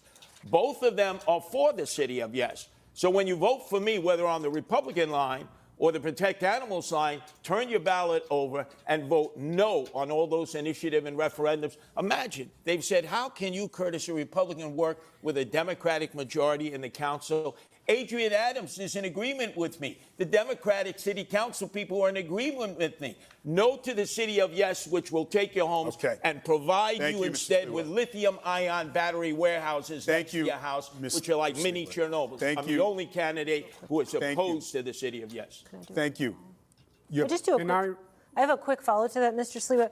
How do you bring down costs if you don't build more housing? Oh, it's very simple to build housing. You just look in New York City. We have so many dense areas where you no longer can use the commercial space. They used to be office space, and you just convert it into residential housing. You don't need to go into the outer boroughs. You don't need to use wetlands or parklands, which they seek to do. If you build a new building, it takes 5 years. If you convert an All right, Mr. Sliwa, thank you. We want to change the pace it can a be little done bit. in a year. I want to change the pace and just get a sense of what you think about political leadership. We're curious about who you admire. Who is the best modern-day U.S. president? Mr. Cuomo? Modern day? Well, I'm partial. I was Bill Clinton's Housing and Urban Development Secretary. We built affordable housing all across the United States. So Bill Clinton? Empowerment zones. I would say Bill Clinton. Okay. Mr. Mamdani? I would say FDR. Mr. Sliwa? He's modern day? Modern.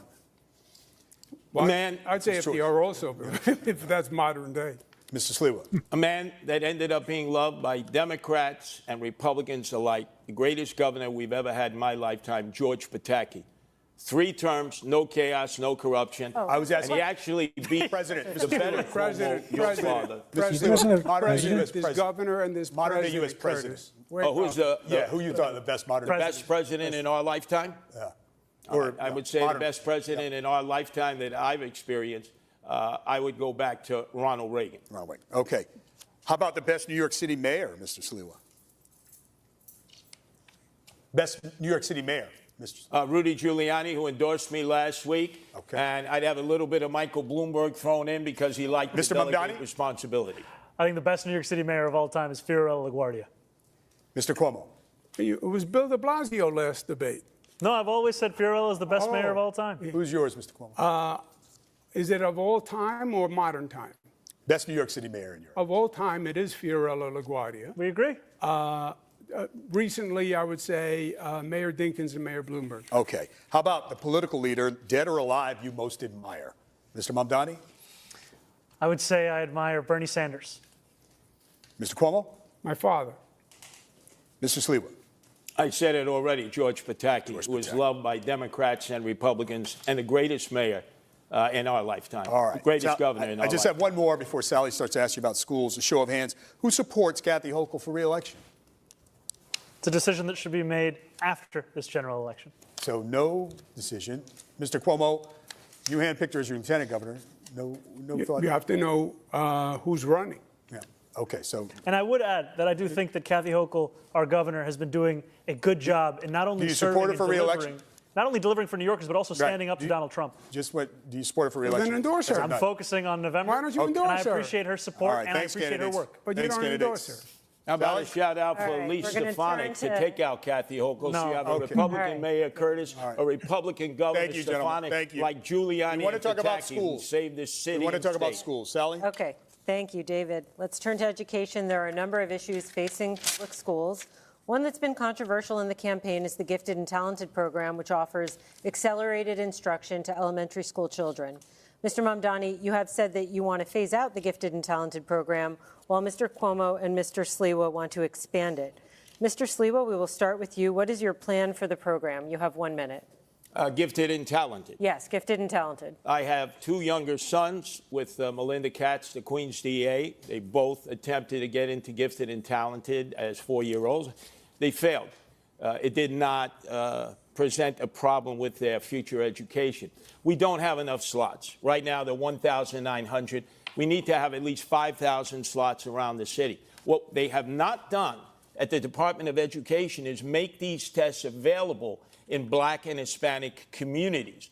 So, for instance, you have 77,000 children who are 4 years old. Only 10,000 have taken the test. Only 2,000 are accepted. Why not offer the test to all 77,000? And even if a gifted and talented class only has 3 or 4 in a minority school, give these children an opportunity to excel too. That would make it fair for everybody. Thank you. Mr. Cuomo, how does your plan differ from Mr. Sliwa's? You also have 1 minute.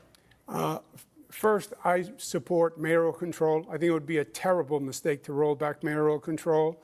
That's probably been the most dramatic educational reform in 40 years. We'd go back to the old system that had local school boards, which were corrupt, patronage mills, et cetera.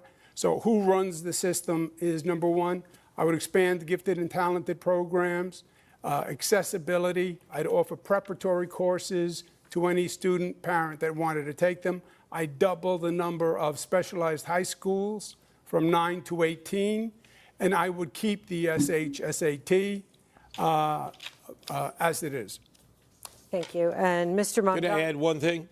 There's been no discussion about vocational high schools, which save so many young men and women. We need to expand vocational training for those who are not going to achieve academic excellence. We're going to keep going here with Mr. Mamdani. Why should the Gifted and Talented program be phased out, in your opinion? You have a minute to answer. So I want to be very clear. I have spoken solely of gifted and talented for kindergartners. I do not believe that kindergartners should be subject to a singular assessment. I have not spoken of any gifted and talented programs older than for kindergarten. I'm solely speaking about kindergarten. And I believe that we should be delivering the best education across the country here in this city. We will do that by following through on the proposals I've put forward to hire 1,000 more teachers every single year through our Community to Classroom program, one that will ensure that we're providing each student, whether they be in high school or someone who is an adult looking to become a teacher, with $12,000 in tuition subsidies so that they can start to fulfill the 7,000 to 9,000 additional teachers we need so that we can actually deliver on the Class Size Reduction Act, which I was proud to pass in Albany, that will ensure that children and teachers actually have a manageable ratio in that classroom so that they can learn. Because today, that learning is being rendered impossible by the number of kids in that same classroom. It's time to make sure that that number is lower. Yeah. But you don't believe the mayor should run this system? I've been critical of mayoral control because of the ways in which it's been used to take away the voice of parents, of educators, of students. And I think it's important that those same voices be a part of how we lead the system. So are you for or against mayoral control? I've been critical of it. I'm against mayoral control. And I think that there's an importance of developing something that actually enshrines all of those voices together. Mr. Cuomo, you also tried to curtail it when Mayor de Blasio was mayor. But I'm we sorry. can go. Did you hear what she said? No. I was saying you proposed a curtailment of mayoral control when Mayor de Blasio was mayor during There's negotiations. been multiple modifications of mayoral control over But the years. some proposed curtailment at your hand. So if you are such a champion of it tonight, No, I think it's worth pointing I never out. proposed reversing mayoral control. No, shortening the duration of time he would have control of schools. Yes, for renewal. The renewal Mr. Mamdani, period. how much control of schools, Mr. Mamdani, how much control of schools would you be giving up? Is it just a sharing arrangement? I know you want to share with the districts and with parents, or would you be giving up full control? And is that an accountability problem if the buck doesn't stop with you? I think the mayor needs to retain the accountability so that New Yorkers know exactly who they can come to when they have critiques. And I think we also have to develop a system where we don't have what we saw just recently, where you have hours and hours of parents and teachers and students testifying only to be overruled without any consideration by the panel on Thank you. education. Mr. Mamdani, I have to move on. Switching now, it's a question for all three of you, switching to students with learning challenges.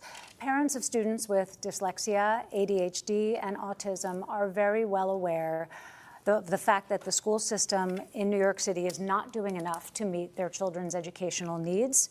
How will you help these parents and students? We know that Mayor Adams has expanded evaluations specifically for children with dyslexia. It was an issue close to his heart, but what would you do more broadly, Mr. Mamdani? You know, I think some of the initiatives that Mayor Adams has launched, especially with this chancellor, have been showing positive signs, especially for literacy and for preparedness, especially as we're in a national crisis on reading and mathematical comprehension. And I think those are programs that should be furthered, should be invested in, all while also ensuring that we're giving teachers greater flexibility in the curriculum that they're actually teaching. Because what I've heard from many of those teachers is that too often the curriculum that's being procured in the $10 billion a year in DOE contracts is one that has little relation to the classroom. Thank you, Mr. Mamdani. Mr. Sliwa, you have 30 seconds. Yes.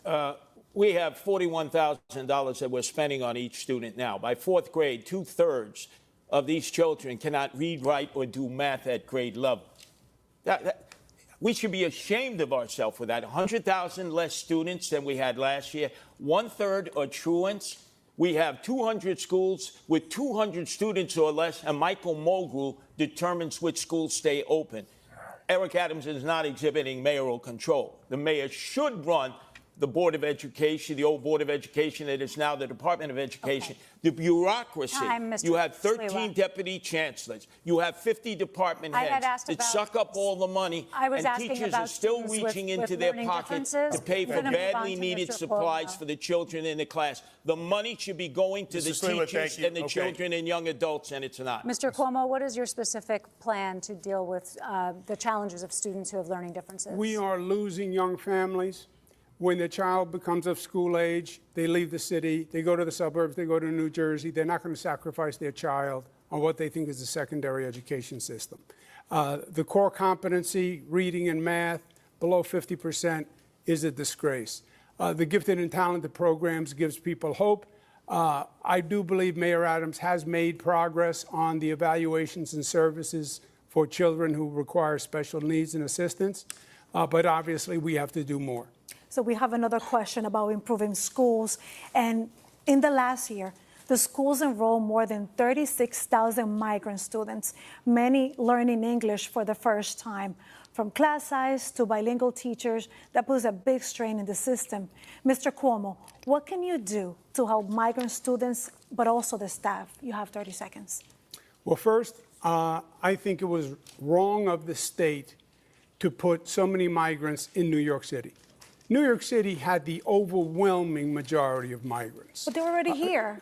Close to about 80%. The state should have put them all across the state, Nassau, Suffolk, upstate, so other governments could have also... Well, they were bused here from Texas, and we have a situation right now. But if they're bused from Texas, you could have brought some to Nassau, 20 miles, yeah, but they're here right now, and we're asking about the current problem. Yes, well, that's how the problem was created. Okay, we understand. The state put them here. The state gave the city the bill.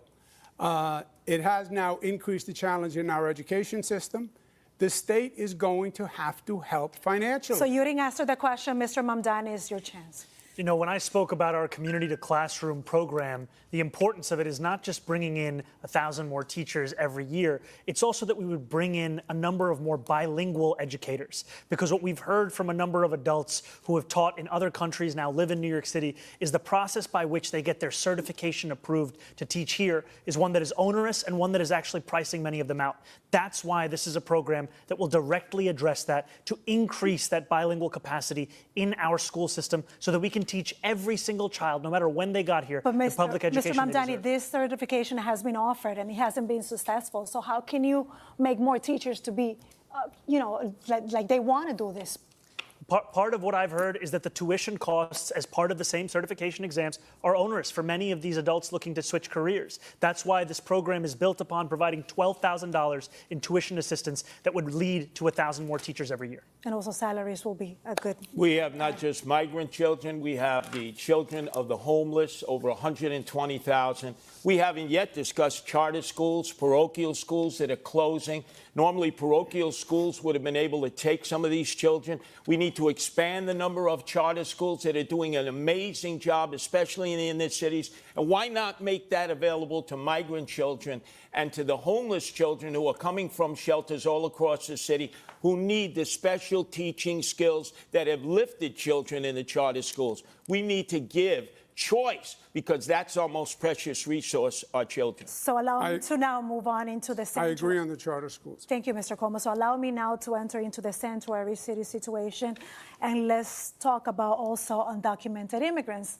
26 Federal Plaza has become a flagship in federal immigration crackdown. We reported that asylum seekers are showing up for like those routine appointments, not facing any criminal challenges, and they end up being deported. So by the show of hands, we would like to know if you believe that any of you could do something to stop this. Okay. So Mr. Cuomo, you have a minute to explain us what would you do? The law is the law, and I would have an attorney assigned to every person who is undergoing any review by the federal government or any legal proceeding, and put the full weight of the city government behind it.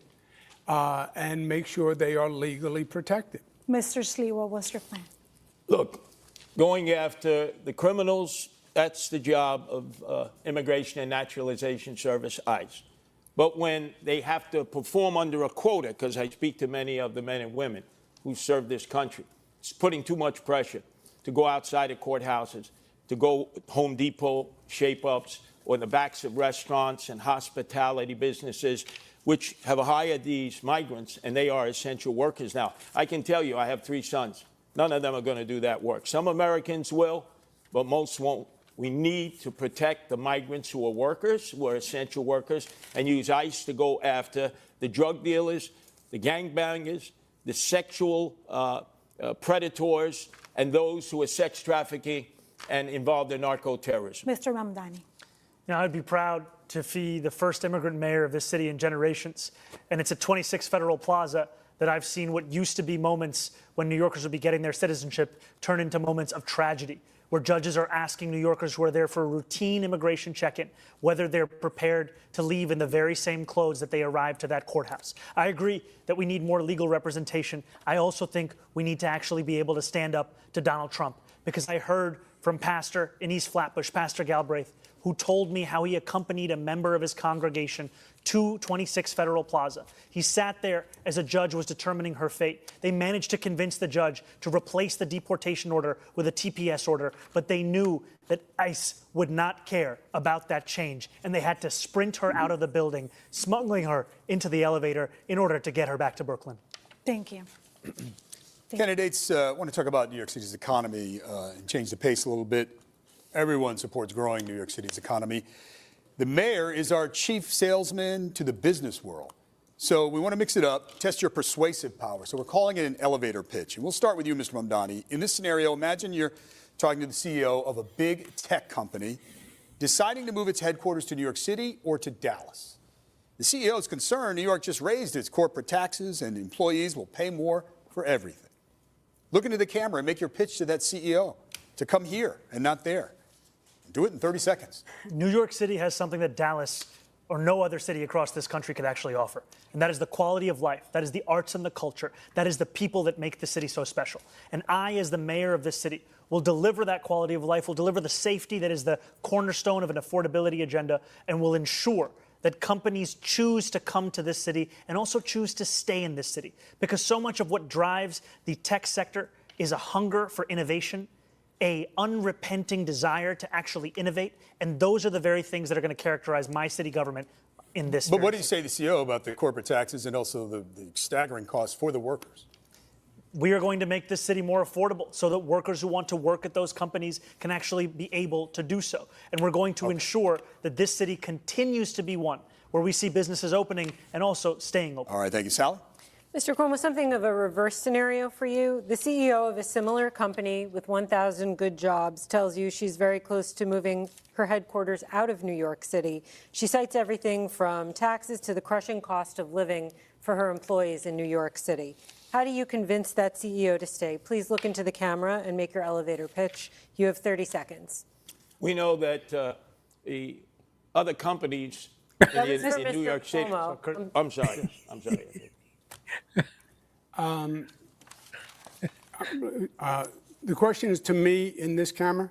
Yes, the question is how you would convince the CEO of a company with 1,000 good jobs who's looking to move out of New York City because of the high cost of living for her employees and taxes, how you would convince her to stay in New York City.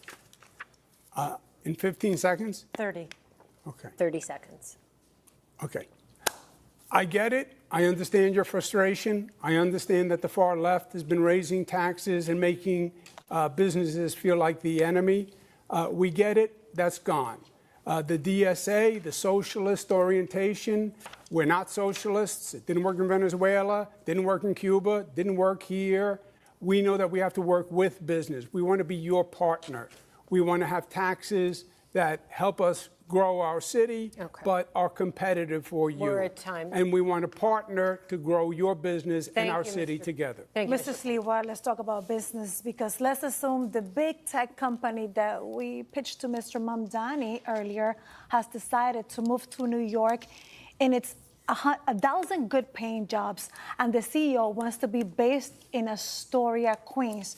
But there's a loud pushback of residents who don't want the noise and the traffic.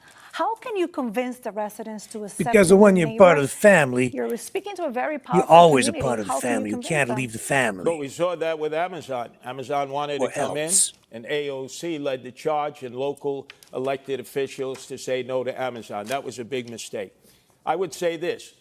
Our companies are being recruited away by the day. We have young people who are going to school here who could fill their needs in these high-tech industries who also are being lured away. We need to cut their income taxes for 5 years. Tell them if you go to school here, graduate here, no income taxes for 5 years. It's an income tax holiday. And the most important thing, we have to be able to assure the executives that this will be a city where we don't lock up toothpaste any longer, but lock up the criminals who make it intolerable to have a good quality of life. Thank you. We need to move on to a subject that is... Democratic Socialists of America that stopped Amazon and cost us 25,000 jobs. So Thank you, real Mr. life. Cuomo. We need to move on to a crisis that is very important to a lot of voters, and that is people struggling with mental health problems. Roughly 500 times a day, someone calls 911 about an emotionally disturbed person. And in a limited number of those cases, when the person is not believed to be violent, social workers are dispatched instead of police. Mr. Mamdani, you want to do that on a much larger scale. So we want to know, how will this work? When will you send police versus social workers? You have 1 minute. You know, we have a program here in New York City called Be Heard that is attempting to do this kind of work. But we've had a mayor who has ensured that it's been unsuccessful, to the extent that even when there was an assessment of about 60% of calls that could have been addressed by Be Heard instead of the NYPD, Be Heard was not actually responsive to it. And that's because we haven't had the political will to deliver on what is a crisis that affects so many New Yorkers, which is the mental health crisis. What my plan will do, an innovative plan of the Department of Community Safety, will take what has worked elsewhere in the country, a program in Eugene, Oregon, where they took 24,000 911 mental health calls out of the police department.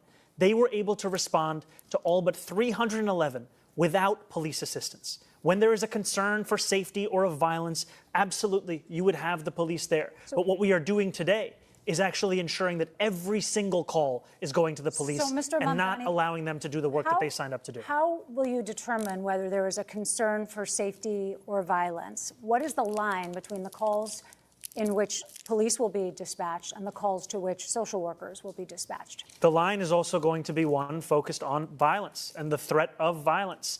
And I also trust the operators who will be receiving those calls to make that determination, as they do every day today for so many emergency services. And just two really quick points, please.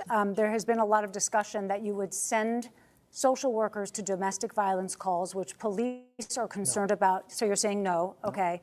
And then the other question is, how can you be sure that a situation that does not sound violent when someone calls 911 does not become violent in the moment? Would police be assigned as backup? I think what you do is you actually follow the experts that have shown us this can work when you're willing to ensure that you're trusting the mental health experts who have been doing this work elsewhere in the country, where they call for the police when they need the police, but their initial impulse when there's no violence in that call is to actually address the mental health at the heart of it. Okay, Mr. Sliwa, you have encountered plenty of these types of situations in your decades of work with the Guardian Angels. So do you see this approach working? You're not a police officer, but you've helped out in situations. Go Ron. Boy, another fantasy that's not reality. Eugene, Oregon. Have you ever been to Eugene? I've been to Eugene. Come on, this is New York City. We have so many emotionally disturbed persons that are in need of help. I will tell you this, Andrew, you closed the mental health beds that were taking care of them. 40,000 when you came into office, down to 4,000 because of your cuts, which forced these people to live in the streets, in the parks, and the subways. These people need to be removed. They need mental health care. We need to make our shelters safe. I've been in 1/3 of the 300 shelters run by the Department of Homeless Services. It's Darwinian there, survival of the fittest. If we can make our shelter system safe, we can get men and women who are homeless in there, especially veterans who we're not giving any attention to, who we put out in Ward's Island at 10 o'clock at night, released during the day, don't give any training, have them roam about, and obviously, when you have nothing to do, you end up getting into trouble. Okay. This is a disastrous, homeless and emotionally disturbed plan that we have in New York City, and I'm the mayor that can change it because I deal with them every day in the streets, in the parks, and the subways. Okay, Mr. Cuomo, do you think that the NYPD handles these calls for emotionally disturbed people in distress well? Is there room for something in the middle? Yeah, I think the Assemblyman deals in theory. There's an advantage when you actually have experience. I've run homeless programs. I ran the homeless programs for the federal government. I worked with cities all across the nation. When you get a call on a telephone about a mentally ill person who may be violent, it is a very dangerous situation. And I think you should have a mental health worker accompanied with a police officer, because these can be explosive situations. I have been in situations that seemed apparently calm and fine and then erupted into violence very quickly, and it got very dangerous very quickly.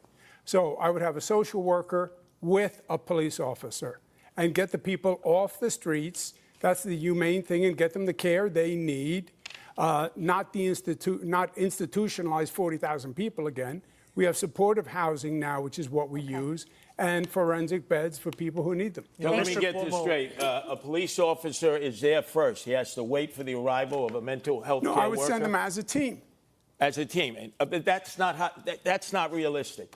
You're dealing with fantasy also. All right. The police officers are going to be the first one on the scene, and they're always going to have to deal with it first and foremost. Mr. Cuomo says that he has experience running homeless programs. What he has experience doing is cutting funding for the very programs that prevented homelessness here in New York City. As the governor, he cut funding for the Advantage program, which was putting New Yorkers who had otherwise been in shelters, otherwise been homeless, into apartments. I met one of those New Yorkers, Mr. Cuomo, and she told me how that pushed her out on the street. Thank you, Mr. Mamdani. Brief response. He's talking about a program 14 years ago that was a pilot program that had a work requirement. It was very controversial. It was $65 million. You're talking about Advantage, just so we know what you're talking program. about? Okay. It was 14 years ago, $65 million. I added billions to the homeless budget. Funded the homeless budget larger than any governor in history. Okay. He cut that program. He cut that program. Homelessness skyrocketed Mr. Mamdani, we have aired this 14 years ago. All right. It was during the Bloomberg administration. And yes, okay. Okay. I want to ask you about climate change. As New York City confronts the impact of climate change, one issue already on the desk of the next mayor is Local Law 97. Passed in 2019, the law requires large buildings to gradually reduce greenhouse gas emissions by 2030. That may require very expensive upgrades to buildings, which some landlords and co-op owners say they just simply can't afford. We're wondering how each of you would enforce the law. You have 30 seconds. Mr. Cuomo. Local Law 97, I support. Implementing the law is going to be the key, because it has to be done in a way that isn't so disruptive to businesses and residences that they just give up and pay the fine and don't even try to comply, which is what is going to happen now. It will be cheaper for them to pay the fine than comply, and that obviously will accomplish nothing. So, yes, I support the law. Yes, we have to implement it, but we have to implement it in a way that is feasible. Right. Thank you, Mr. Cuomo. Mr. Sliwa? Local 97 will destroy those people who have invested in co-ops and condos. There's 100,000. It's forcing them to electrify. Now, you, Andrew Cuomo, took Indian Point offline, 25% of our electrical capacity with no replacement, which has caused skyrocketing electricity bills. And now we're going to force condo and co-op owners to electrify. Maintenance fees will go up 30%. These people will be leaving their condos and co-ops. They need relief. When I'm mayor, I slow that process down. We need our co-op owners and condo owners to stay here in New York City and not flee. Indian Point? Yeah. Indian Point was started before me. It was a very dangerous situation. We have nuclear facilities upstate, and my proposal and what I did is run cables from the nuclear facilities upstate to bring the power to downstate. Indian Point had 20 million people in the kill zone. Thank you, Mr. Cuomo. Mr. Mamdani, Local Law 97, how would you enforce the law as mayor? I support the law, and I would also make it easier for condo and co-op owners to comply with the law, because what I've heard from so many is that it's cheaper to pay the fine than to actually get into compliance. And I think the city has a role here in procurement at a large scale of so much of what is necessary in these infrastructure investments. We've seen it be done in the Clean Energy Challenge within NYCHA. It's time to do it right here in New York City to assist those condo and co-op owners in meeting the standards we desperately need to hit. Okay, gentlemen, New York City loves its parades, and the mayor is often front and center. You have all said that you want to be mayor for all New Yorkers. So will you march in all the parades that mayors have traditionally marched in, or are there any that you would boycott? Mr. Sliwa? I think a mayor has a responsibility, whenever possible, to march in parades, to celebrate whatever that parade is performing as. I've been a Grand Marshal of the Pulaski Day Parade. I was proud to celebrate my Polish heritage. Are there any that you would boycott, though? I just need to move this along. Excuse me? Would you boycott any of the city's parades? No, I would not boycott any parades. Mr. It's the mayor's Cuomo, responsibility to be available to all racial, ethnic, and religious groups. No, I wouldn't unless they discriminated. Okay. Mr. Mamdani? There are many parades that I would not be attending because I'd be focusing on the work of leading this city. Which parades? A number of them. I've already missed a number of those parades because I've been trying to speak to as many New Yorkers as possible. Okay. I don't have the list of all the parades I've missed. Wow, that's a lot. The mayor should be going to all parades. Let me ask you this. Are there any parades that don't exist that you think should? Mr. Mamdani? I haven't thought much about parades, to be honest with you. Mr. Cuomo? I have not thought. I don't even know what parade doesn't exist, frankly. Could be for anything. Mr. Sliwa? Every parade has the right to exist in New York City. I would ask David? you, Thank you. Mr. Mamdani, would you protect the Christopher Columbus statues that exist here in the city? I'm telling you, my focus is on affordability. I'm not thinking about statues. Well, you're not answering the question. Yeah, thank you. He not answering the question. gave the finger to the Columbus Day statue. That issue's come up. That's what we call it, disgraziado. Listen, we're in the last couple of minutes, and we thought we'd have some questions. We thought we'd have some questions that maybe give a glimpse into your life, your personality, away from the political podium. What's your go-to breakfast order at the bodega? Mr. Sliwa? Oh, eggs and cheese on a roll. No salt, please. Mr. Cuomo? Same thing. No salt also. Mr. Mamdani? Egg and cheese on a roll with jalapenos. No. Have you ever purchased anything in a cannabis shop? And if so, what did you buy? Mr. Mamdani? I have. I have purchased marijuana at a legal cannabis shop. Okay. Mr. Cuomo? No. Mr. Did you inhale? When I was shot 5 times, I've had Crohn's disease. I did use medical marijuana. Yes. Okay. In a dream scenario, we know it's not possible, but the Mets are playing Game 7 of the World Series on the same night as the Knicks are playing Game 7 of the NBA Championship, and you can only go to one. Which one will it be, Mr. Sliwa? Again, which baseball team? This is the Mets, Game 7, Knicks, Game 7. I'm not going to the Mets game. I'm a Yankee fan. True baseball fans either like one or the other. I'm going to the Knicks game. That's my team, the Knicks. Mr. Cuomo? I'm going to go half and half. I can make it back and forth. All right. And Mr. Mamdani? This is what New Yorkers are sick of. Just pick a team. What's Come on. your answer? I'd be there for the Knicks. Okay. Well, there's a lot of ground covered. We'll leave it on that light note. Thank you, candidates, for a spirited debate. We thank you as well. We hope you got a lot out of it, New York City viewers, New York City voters. The New York City Campaign Finance Board, we thank heartily, and we urge you to check out their website, nycvotes.org. From all of us here, we certainly thank you for watching. And remember, go vote on Tuesday, November 4th. Have a good night. If you can, if you're not a New Yorker, I guess we'll just watch and get the popcorn out. So that was actually a pretty good debate overall. So much to talk about, though. These candidates bring different things to the table, and some of that includes political baggage. I don't know if many of you are familiar with Curtis Sliwa, born back in 1954 in the 1970s. Because of subway violence that was rampant, he formed the Guardian Angels. It was actually originally, I think, a group called the Magnificent 13, and then it evolved into this Guardian Angels, a nonprofit known for its unarmed patrols. They had these red berets. When I was working in Windsor, Ontario, there was a guy who formed a branch of the Guardian Angels even in Windsor, and he, tonight, Sliwa, indicated that they have branches all over the United States. They train their people to conduct citizens' arrests, 700 in the first year alone of the organization. I remember in Windsor and in some other cities too, police not really sure how to interact with them.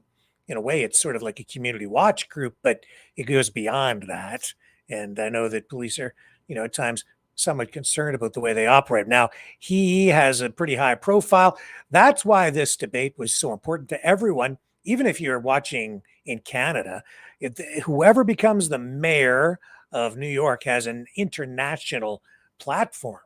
It's such a huge city. It's so influential on not just the United States, but even really the entire world, that when the mayor of New York speaks, it's really like America's mayor. That's why Rudy Giuliani's so high profile, because he really gained a lot of prominence while he was the mayor, especially after 9/11. So Sliwa has announced his now second bid for mayor, securing the Republican nomination without a primary challenger back in June, running on the Republican and newly created Protect Animals lines. Strange. I don't know. Animal rights activism on the right. I have to get used to this. As we're seeing in Canada with the, those animals out west. I don't even want to talk about it tonight. We're not going to talk about that story. It's been on every single night. Anyway, he's up against, of course, Zoran Mamdani and Andrew Cuomo. And Cuomo, of course, a very, very experienced politician, born into a political family, into Italian-American parents. His father, Mario Cuomo, was a prominent Democrat who served as New York's governor from 1983 to 1994, made an unsuccessful bid for the mayor's job in 1977, and Andrew grew up immersed in politics.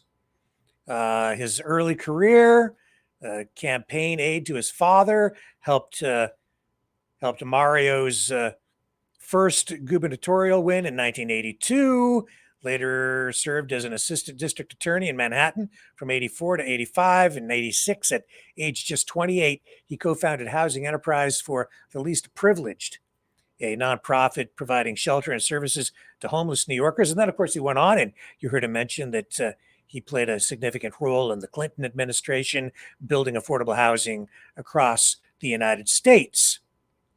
Governorship, he was elected New York's 56th governor in 2010, defeating Republican Carl Palladino amid the Tea Party wave, and then won re-election in 2014 and 2018.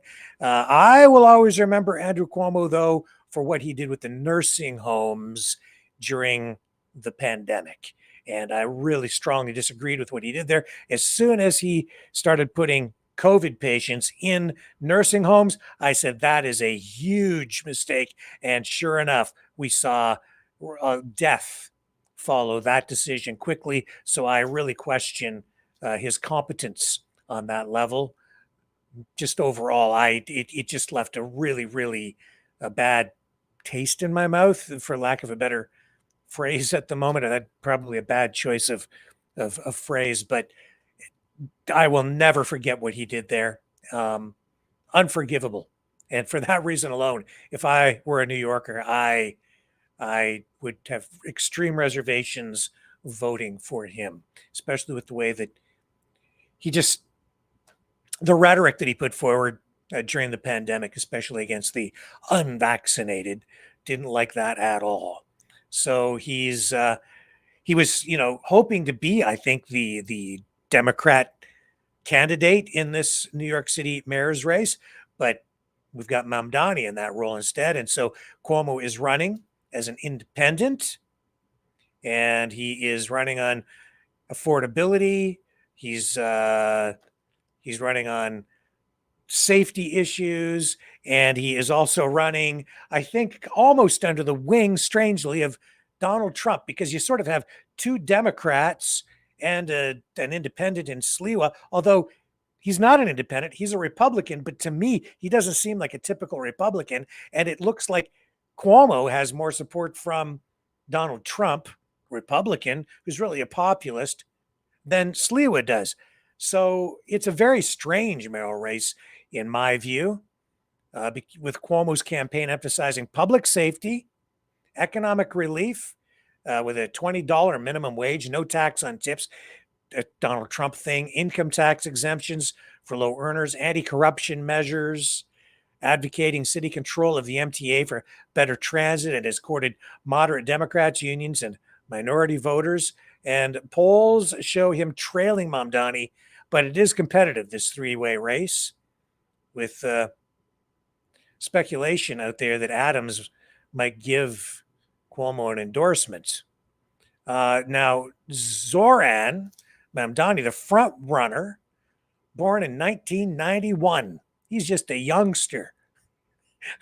I'm getting so old. I can't believe the birth dates of some of the people who are rising to prominence in business and in politics, in leadership roles. But his mother is an acclaimed Oscar-nominated filmmaker. That's why some of his social media stuff is so stylized and slick. And he's a slick talker, isn't he? I mean, he has the gift for gab, and he made use of that tonight in this debate, at times stealing, I would say, time away from the other candidates, just interjecting when it really wasn't his turn to talk. Very effective at doing it, and he did it in such a way that it was almost palatable. He kind of got away with it. He didn't seem to offend anyone, even as he was just elbowing his way in and taking center stage when it wasn't really his turn. So he did join the Democratic Socialists of America and won election to the New York State Assembly in 2020, defeating four-term incumbent Aravila Simotas in the Democratic primary for the 36th district. And at 28, he became one of the youngest and most progressive assembly members, sponsoring 20 bills, 3 enacted, and co-sponsoring 238. by May 2025, including measures for rent stabilization, green schools, immigrant protections. These are the things that have earned him the nickname "My Little Communist" from Donald Trump because of his socialist leanings. I'll say it that way. So on his 33rd birthday, Mamdani announced his bid to become an unapologetic progressive candidate for the mayor's job. And a lot of people were sort of dismissing him at the beginning or wondering if he would gain any traction at all up against Governor Andrew Cuomo. But he secured the Democrat nomination. He's running, and he's got Cuomo on his back on his heels in this race. I have to say, I was a little bit surprised tonight when they were talking about affordability, grocery prices, inflation, when they were all talking about how much they were spending on groceries. I think his weekly allotment was the least of the three, not by much, but he didn't mention his plan to open government-funded grocery stores in New York City. So I don't know if that's maybe something that he's pushed it to the back burner on his platform, but that was something that was getting a lot of attention, especially because Mr.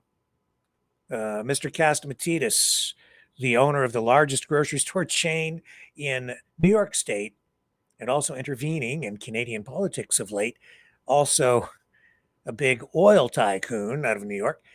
He, owning the largest grocery store chain in New York State, has come out expressing real concern about Mamdani's plan to open government-backed grocery store chains to make food more affordable for the people of New York. Now, Mamdani's campaign is emphasizing abundance over austerity. He frames socialism as something that meets basic needs while building joy, as he says. He's held big rallies, 3,000 plus in Washington Heights on October 13th, just days ago, and met skeptics like business leaders to broaden his coalition.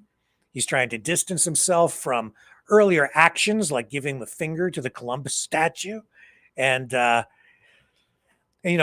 previous statements that have been somewhat controversial, shall we say, and softening his public positions these days on a number of issues, becoming just a little bit less progressive in order to make himself a little bit more appetizing for the hungry voters coming up next month. So we'll see how all of that goes. Now, I had to take note too of Sliwa, who I'm not sure if he is really truly competent when it comes to matters of finance and economics.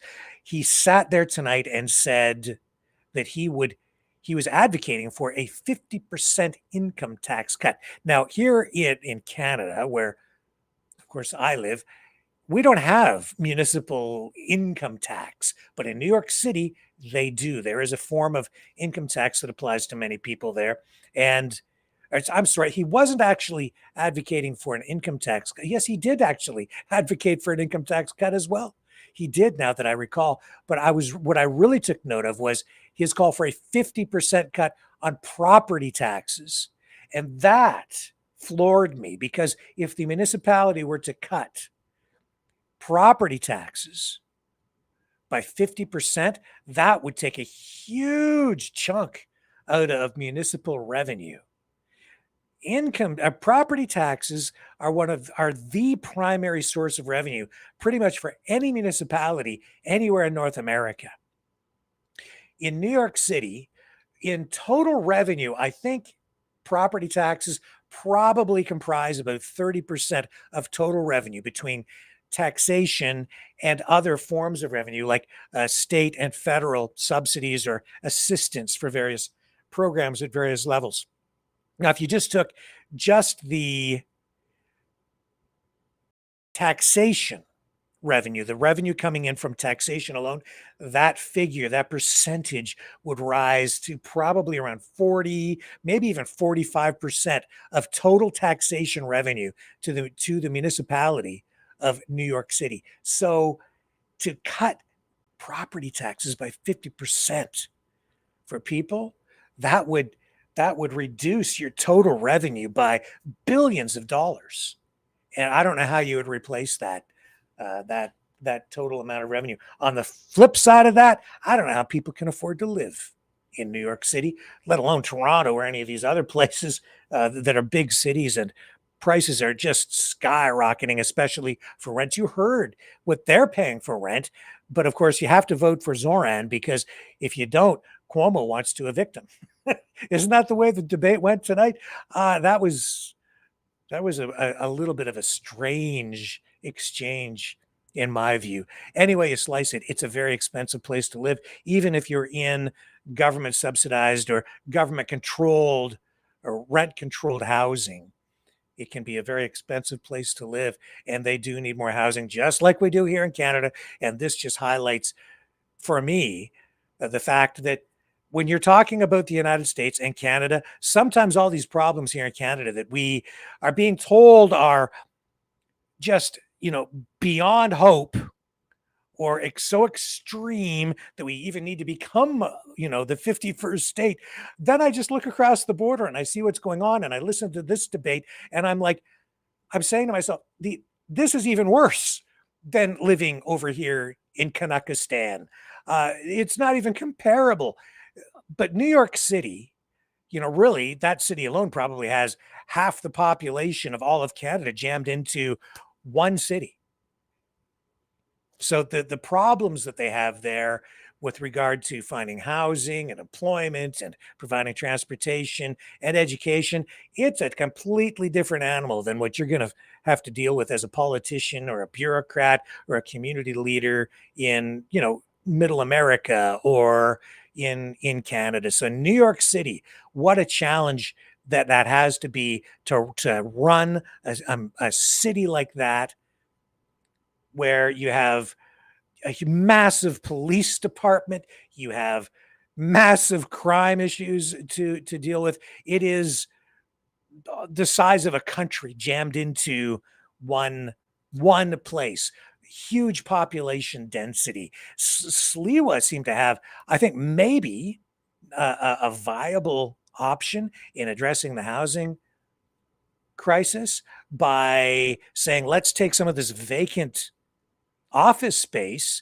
and some of these big buildings, which it's just sitting vacant, and given the change in the business landscape out there, it might be a good option to convert a lot of that into apartments, affordable housing, or even just maybe even high rent apartments, but put people in there, make it living space instead of business space, and make use of it in a new way. So that could be a viable thing. And so, yeah, the taxation system in New York, a lot different than what I'm used to here, but they have a personal income tax on its residents in addition to federal and New York State income taxes. And the tax is administered by the New York City Department of Finance. It applies to individuals who live in the city or have income sourced from the city. It's a totally different kind of system. But man, to cut taxes to the degree that Sliwa is talking about, I don't know that that's even viable, because I'm not sure that the money flowing back to the people would be enough to stimulate the economy locally to make up for the cut in the tax. I mean, that's sort of the theory, right? If you cut income taxes or cut taxes in general, that it stimulates the economy because it leaves more money in the pockets of consumers.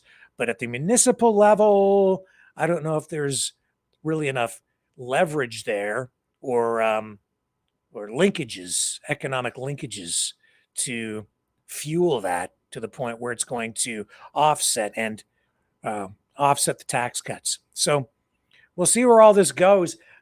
Just a lot of bantering back and forth. I think Mamdani did a pretty good job of dominating at times, stealing time away from the other candidates. Sliwa slipped up a few times, asked, who he thought the best president was, and he names a governor instead. He also spoke at times when it wasn't his turn, because he got confused. I thought that hurt him a little bit, just showed that he wasn't really always on the ball. He accused the other candidates, Cuomo and Mamdani, of wanting to defund police because Sliwa is, of course, a law and order candidate, being the founder of the Guardian Angels. He also, though, he's not entirely in line with what Donald Trump wants, which is why I think he's not really getting the full endorsement of the MAGA movement and Trump, even though he's the Republican candidate here. It's he's saying, I'm all in favor of what ICE is doing with regard to illegal migrants, but not if they're going into the backs of stores like Home Depot and restaurants where these migrants, who maybe are even in the country illegally, have now become essential workers. We need them to keep working so that the city keeps on functioning. Just go after the drug dealers, the narco terrorists, the bad apples, the sex offenders, and all of those people. But those guys making the sandwich out in front, or flipping the burgers, or picking up the garbage or whatever, leave them alone, because a lot of people who are Americans just don't want to do those jobs, or New Yorkers in this case. So what other notes did I make here? The grocery store prices, yeah, and the I was really surprised actually that Mamdani didn't mention the grocery store issue, but maybe through their polling they're seeing that just is not getting as much traction as he was hoping it would, and that there's maybe pushback. Maybe they're just seeing that the PR pushback on the other side, especially from that billionaire grocery store chain owner, maybe that's having an impact here. So he's maybe backed away from it. Well, we'll see. And, Cuomo, he's the guy, I think, with the most experience by far, but he also brings a whole lot of political baggage. So I think that's hurting him. Mamdani, sort of a fresh face.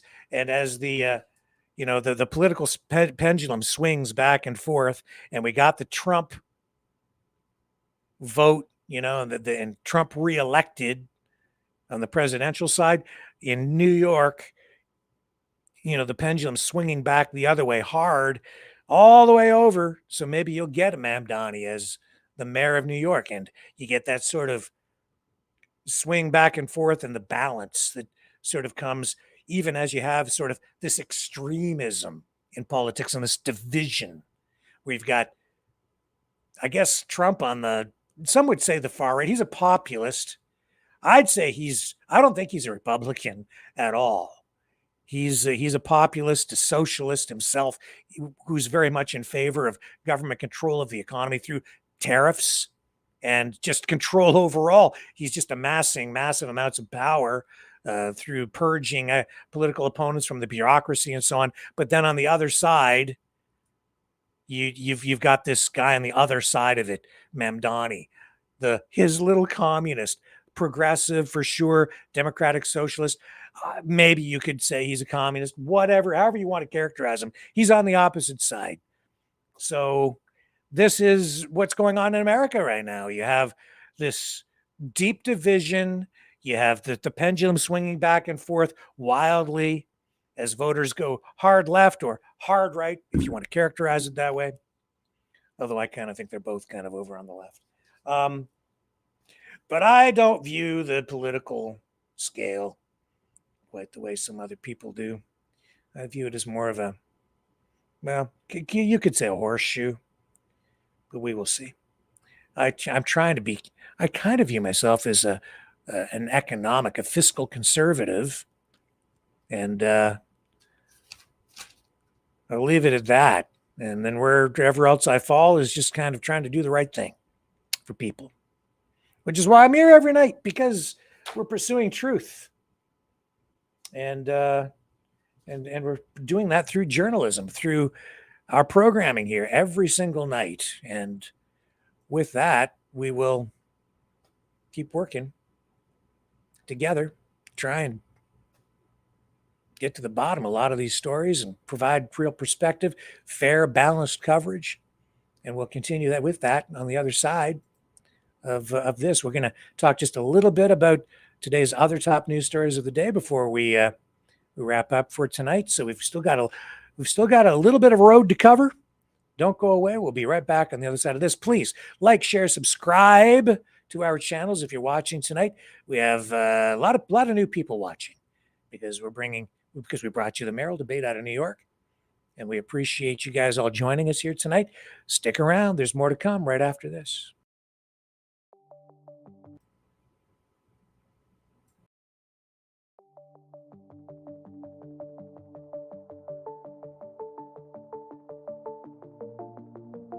Greetings, brave mavericks.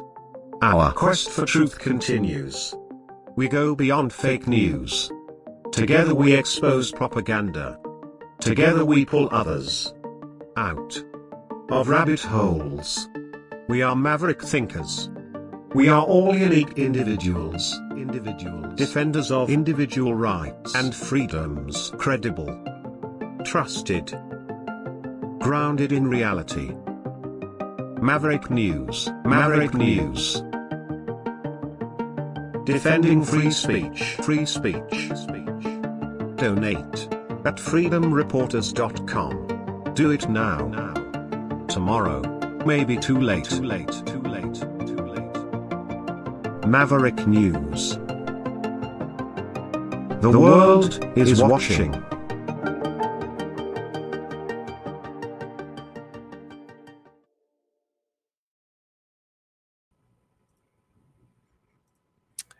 Let's do the Donald Trump Truth Social scroll. I know tonight people keep saying that we have peace in the Middle East. Premature. I know that we had massive explosions in Lebanon today, and Trump saying, see if I can find the headline. Trump is warning Hamas that he says, will have no choice but to go and kill them if bloodshed persists in Gaza. This is not doesn't sound or feel like peace to me. And so everything going on in the Middle East is still very, very fragile. Will the ceasefire hold? Let's go to the Donald Trump Truth Social page. It's amazing how Donald Trump stays at the top of the news cycle every single day. What a show. Okay, what's he talking about here? Oh, he's talking about his granddaughter. United States Air Force Academy Cadet Chapel has been a construction disaster from the time it was built in 1962. The earlier stories that it leaked on day one that was taken apart. I don't really want to get into that story. Legal issues, outraged at the International Maritime Organization is voting in London this week to pass a global carbon tax. The United States will not stand. Tell me about Zelensky, because he's in Washington now. Is he talking about Zelensky tonight? They're going to meet tomorrow. I know Zelensky today meeting with people from weapons companies and prominent politicians, bureaucrats. I've just concluded my telephone conversation with President Vladimir Putin of Russia. This was 8 hours ago. And he says, and it was a very productive one. President Putin congratulated me and the United States on the great accomplishment of peace in the Middle East. Something that he said has been dreamed of for centuries. I actually believe that the success in the Middle East will help in our negotiation in attaining an end to the war with Russia-Ukraine. President Putin thanked the First Lady Melania for her involvement with children. I don't think he likes what Melania has been saying, because she's been talking about the Russians kidnapping Ukrainian children, and she wants them returned to their families in Ukraine. Anyway, he goes on to hear about Putin, says he was very appreciative and said that this will continue. We also spent a great deal of time talking about trade between Russia and the United States. When the war with Ukraine is over, At the conclusion of the call, we agreed that there will be a meeting of our high-level advisors next week. The United States initial meetings will be led by Secretary of State Marco Rubio, together with various other people to be designated. A meeting location is to be determined. President Putin and I will then meet in an agreed-upon location, Budapest, Hungary, to see if we can bring this inglorious war between Russia and Ukraine to an end. President Zelensky and I will be meeting tomorrow in the Oval Office, where we will discuss my conversation with President Putin and much more. I believe great progress was made with today's telephone conversation. Now, I know that I did see talk as well today about preparations being underway for that meeting in Budapest, but the imminent meeting is tomorrow between Trump and Zelensky. I think a lot of people are wondering if Trump will rubber stamp, or at least approve in one way or another, the Tomahawk missiles that Zelensky is hoping he will get. Maybe followed up with more Taurus missiles from the European side, as Trump continues to push to have Europe really take the lead on the war on the Ukrainian side in Ukraine, Russia, that conflict. Speaking of the war in Ukraine, what's going on in Europe? This was an interesting story that I became aware of today. Documents, Polish military, secret NATO files. We're told by a news outlet that they were found in a landfill. Number of outlets reporting on this tonight. Individuals, it says here, this is a Polish news organization. Individuals who discovered the papers. Well, here, I'll just start up here and tell you exactly what they were first. This is ONET, or I think that's how you pronounce it. ONET reports that hundreds of classified Polish military files, including maps of ammunition depots, evacuation plans for explosive and personal details of army personnel, apparently found in a landfill site. An image here of a computer and a bunch of papers. And how do you get these things out of a landfill? Who goes to a landfill? Are you buying this? Because the Polish government is saying that what this really is copies of documents that were made illegally, and that the original documents were supposedly disposed of properly. But who knows in this age of information warfare? It says here, individuals who discovered the papers said they came from a military explosive storage area. Many of the files were intact and marked restricted, while others had been partially shredded. The discovery has raised serious concerns about how sensitive materials are handled within the Polish armed forces. And it doesn't look like the Polish government or military is saying these are not accurate. I think it's really just about whether they're original or copies, and the legality surrounding the possession of them, based, I think, on Polish law. Polish general is warning that this leak is an atomic bomb. Retired General Yaroslaw Gromadzynski, former commander of the Eurocorps, described the alleged leak as an atomic bomb and a scandal of a national scale, telling ONET that the incident exposed chaos within the army. He added that such documents should be securely stored for at least 5 years under Polish law before being archived or destroyed under strict supervision. So how much does this compromise? How much does this, how serious is it? Well, if it's an atomic bomb, I guess it must be pretty darn serious. Polish regulations do require classified documents to retain for a minimum of 5 years before disposal. And it's supposed to be carried out under commission oversight. Approved microcut shredders are used, followed by controlled recycling or incineration procedures. The story being picked up not just on the European side, but RT also grabbing a hold of the story tonight, making the most of it. Because that's a score in the information war for Russia. Secret military files of NATO state dumped at landfill, according to the media. The scandal comes as Poland pushes for a further military buildup in response to what it describes as a threat from Russia. Hundreds of pages of sensitive Polish military documents, including secret papers pertaining to weapons, evacuations, and warehouse blueprints, were found dumped at a landfill.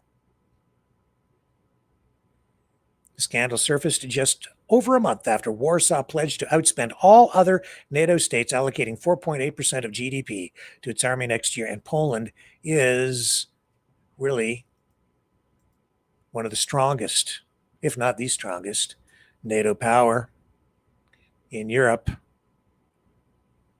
Certainly the strongest in terms of support for Ukraine at this point.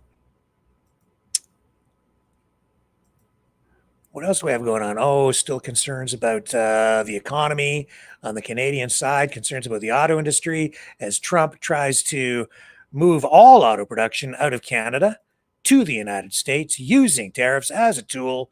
And the biggest concern right now is the Brampton Stellantis assembly facility, where it has been closed, maybe only temporarily, but closed, and Jeep Compass production being shifted to the U.S. But yesterday I told you Ontario's Premier, Doug Ford, while calling on the Prime Minister to get tough with Trump, he said that Ontario, that he has assurances from Stellantis that they are going to do something with the plant. Also today, the Prime Minister, Mark Carney, indicating that he also has had conversations with Stellantis, saying that they have assured him they are going to do something with the plant. They're looking for another product to put in there. And while it's closed or shut down, they're saying they're offering to move a lot of the workers, maybe all of them, if they can make it work, 1,500 from Brampton to their assembly facility in Windsor to keep them working there. And Carney saying that really this is about negotiating a new CUSMA trade deal. And once that's sort of worked out, then things will settle down on the Stellantis side. Not really sure where it's all going, because the critics are saying that the Liberal government has given Stellantis billions of dollars in subsidies and grants and tax cuts and with no assurances that they will stay in the country, no guarantees that they'll stay here and honor what the government is saying is a commitment to Canadian jobs. So they might be able to skirt away. Might just skirt away from that. Now here's Carney today saying exactly what I'm telling you. He says it's time to talk with the U.S. Addressing this, he says Canada will continue to pursue deep negotiations with the United States on resolving issues of trade before resorting to retaliatory measures. He said this before he met with Doug Ford today, who yesterday, of course, called on the federal government to hit back hard against Donald Trump's increasingly escalatory tariffs on several sectors of the global economy being impacted, including on Canadian industries like steel, lumber, aluminum, and autos. Here's what Carney said just ahead of meeting with Ford today. It was a big meeting in Canada, highly anticipated. Let's let this roll. Here we go. Mark Carney on tariffs. Position where we have a better deal than any other country in the world with the United States. 85% of our trade is free, with the exception of Mexico, which has significant free trade with the United States.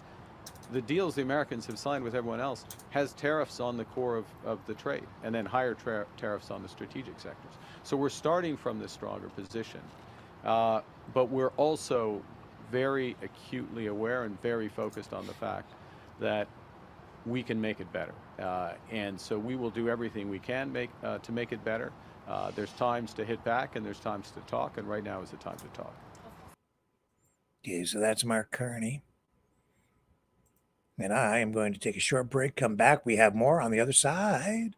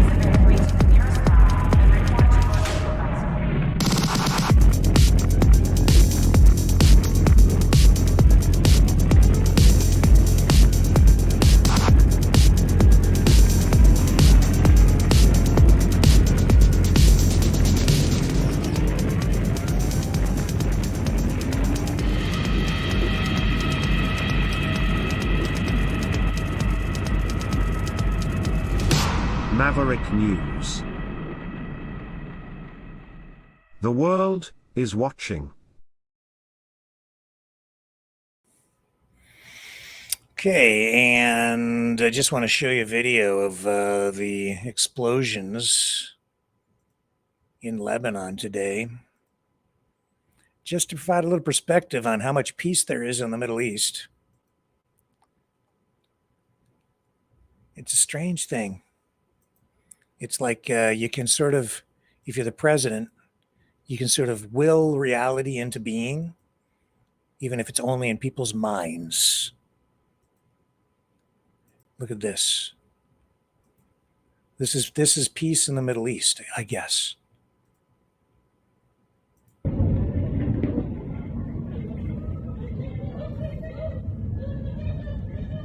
Wow. So Israel's coming South Lebanon. My God.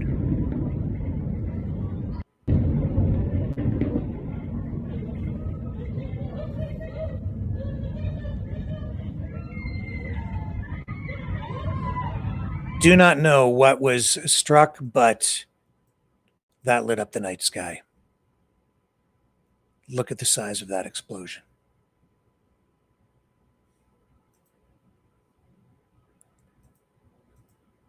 And for that, Donald Trump was congratulated by Vladimir Putin for bringing peace to the Middle East today.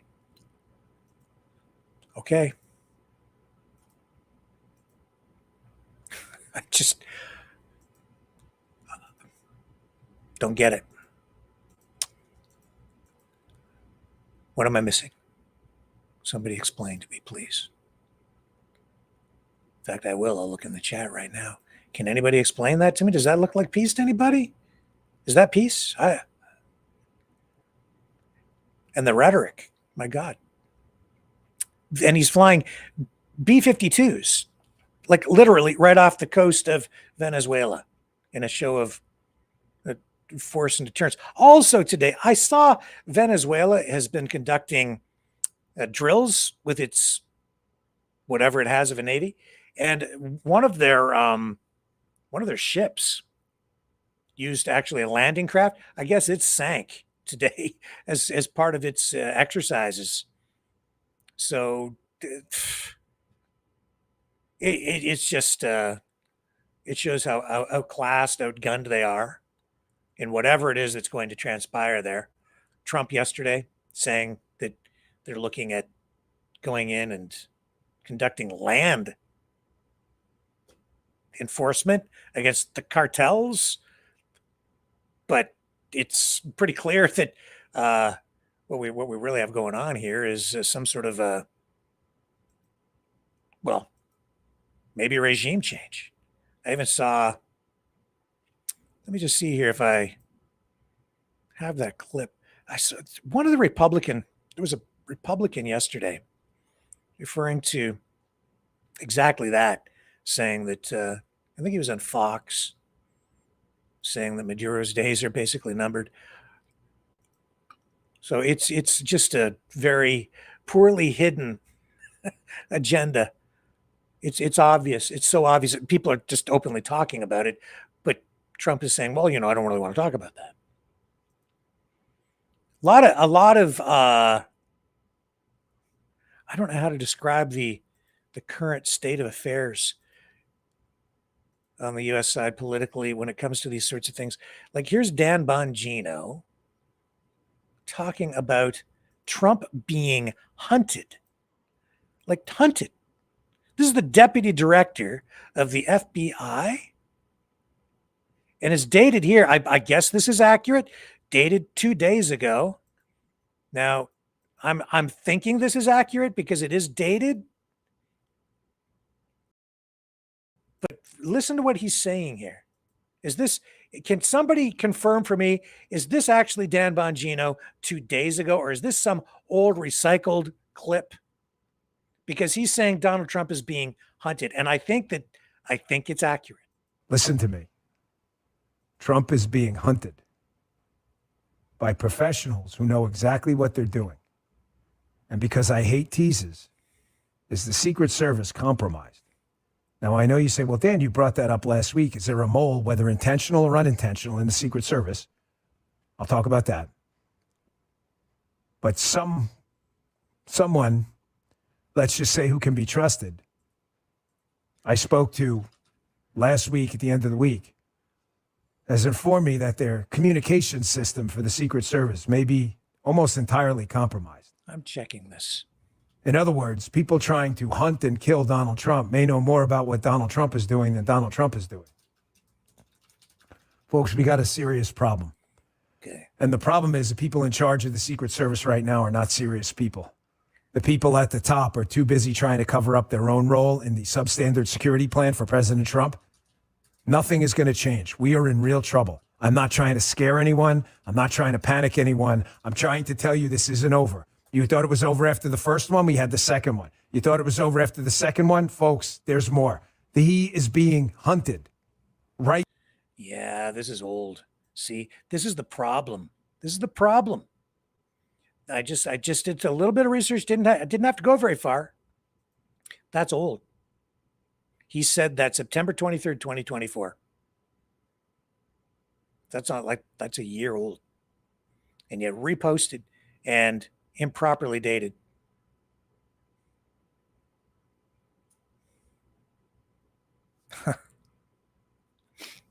Yeah. Be careful what you think is true. He may well still be hunted. I guess it goes without saying, if you're the president of the United States, there's always somebody out there who wants to take you out, right? That's why he has the Secret Service, and he's so well protected. And of course, we're seeing even now, social media live streamers have to be careful as well out there. Tell me about it. Tell me about it. Yeah, tell me about it, Rick. Yeah, I am. It's true. I was at McDonald's today, met a friend, and we were talking politics as we do, friendly. And there were a couple other guys there who were also acquaintances of mine, but friends with my friend. Anyway, we're all sitting around talking about it. And the one guy, he said, I was going to start posting online about political things, but then I was told, don't do it, because you'll end up with a target on your back and people can track you using your IP address. So I'm not doing that. And I said, that's a good idea. And don't I know it? Sitting in this chair, you say one thing, one group hates you. You say something the other way, and another group hates you. There's just no way to win if you just sit in the chair. But that's okay. Well, I guess there is a way to win, and that is to just take a side and stick to that side, and that's how you get friends on one side and enemies on the other. But at least you got friends on one side. Back to what's going on in the Middle East today. United Nations. The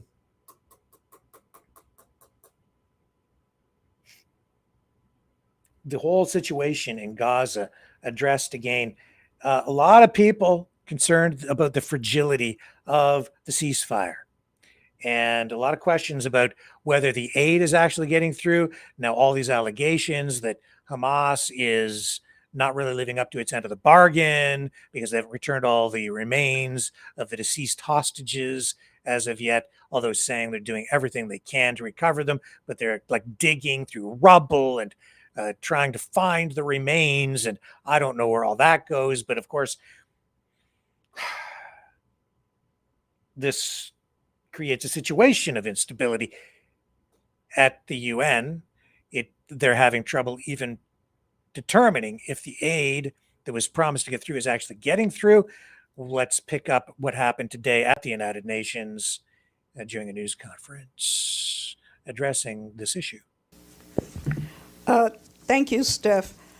Going back to Gaza, you talked about 975,000 meals being distributed, over 1 million diapers, and 3,500 metric tons. But can you give us the figures of how many trucks have gotten into Gaza Monday, Tuesday, Wednesday?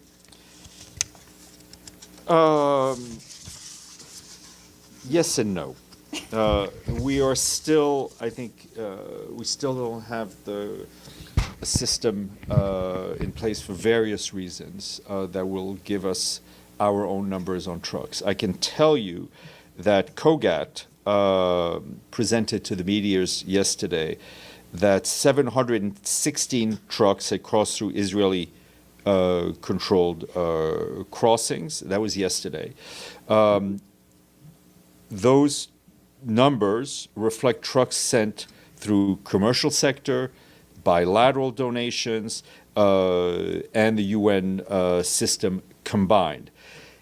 Our estimate is about a third of that 716 were UN coordinated trucks, so that would be about 230 or so. But those are figures given to us by the Israeli COGAT. As I said, I hope in the coming days we'll have a system in place where we can get our own numbers. And do you have any information on whether trucks are still being looted as they go to warehouses?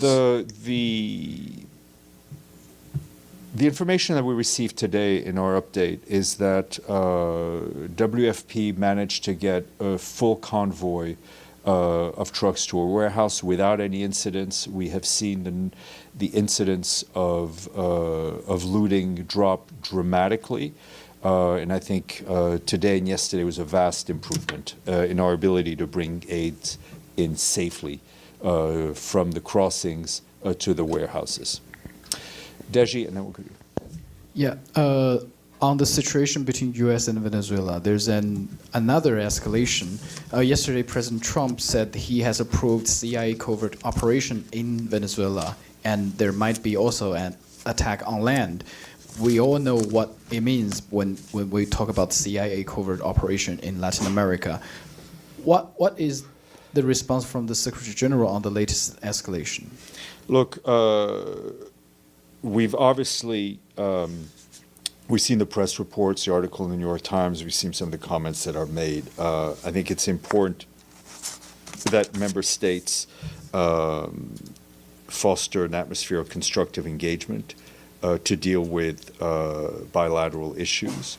It is also imperative that member states ensure that their actions are carried out in accordance with international law, including the UN Charter. Has the Secretary General received any letters or complaint from the Venezuelan mission? Not as of this morning that I know of, but something may pop up, and I will let you know. Okay. Yes, ma'am, and I'll go to you. Hi, Steph. Marina Usher with the Canadian Broadcasting Corporation. Just wondering if you can go back to Mr. Fletcher's movements. I know he's on his way to the Rafah crossing. Curious about if you know how long Mr. Fletcher will be in Rafah and what his plans are about going into Gaza? He's currently in Rafah. I think he'll stay in the region for a few more days. If there's any news about him going in to Gaza, we will share that with you.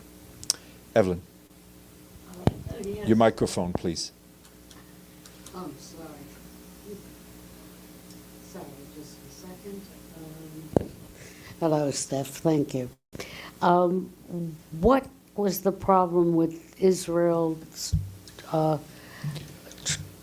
rejecting NGOs? Which NGOs is that, and why? I think you need to ask them, but there were a number of international NGOs who were no longer certified to work in Gaza.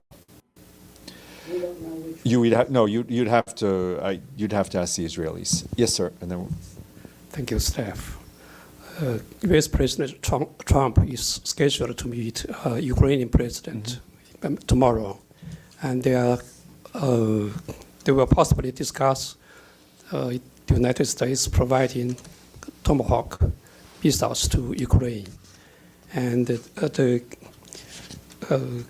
Kremlin spokesperson Peskov warned today that if the United States provide Tomahawk to Ukraine, there might be a escalation situation in Ukraine. So is the United States concerned about the possible escalation? And does the SG has any plan to talk to Putin and Trump about this issue? Thank you. I will keep you abreast of any phone calls, but I'm not going to predict what will be said or done following the meeting. We will stick to our position, which is working for and wanting to see an end to the conflict, leading to a just, comprehensive, and sustainable peace in line with the Charter of the United Nations, relevant international law, relevant UN resolutions, and the territorial integrity of Ukraine. Thank you. And I have another question about World Food Day. Yesterday, the World Food Program said 319 million people face acute food insecurity. And today you said the SG said 673 million people go to bed hungry every day. The figures are a bit confusing. Can you clarify that? Yeah, I mean, I think WFP was talking from a much more technical standpoint of food insecurity. Going to bed hungry is just a fact that people may not have access to food that day, may not have food for 2 days. But I think one is a much broader figure and one is a much more technical figure. Yes, sir.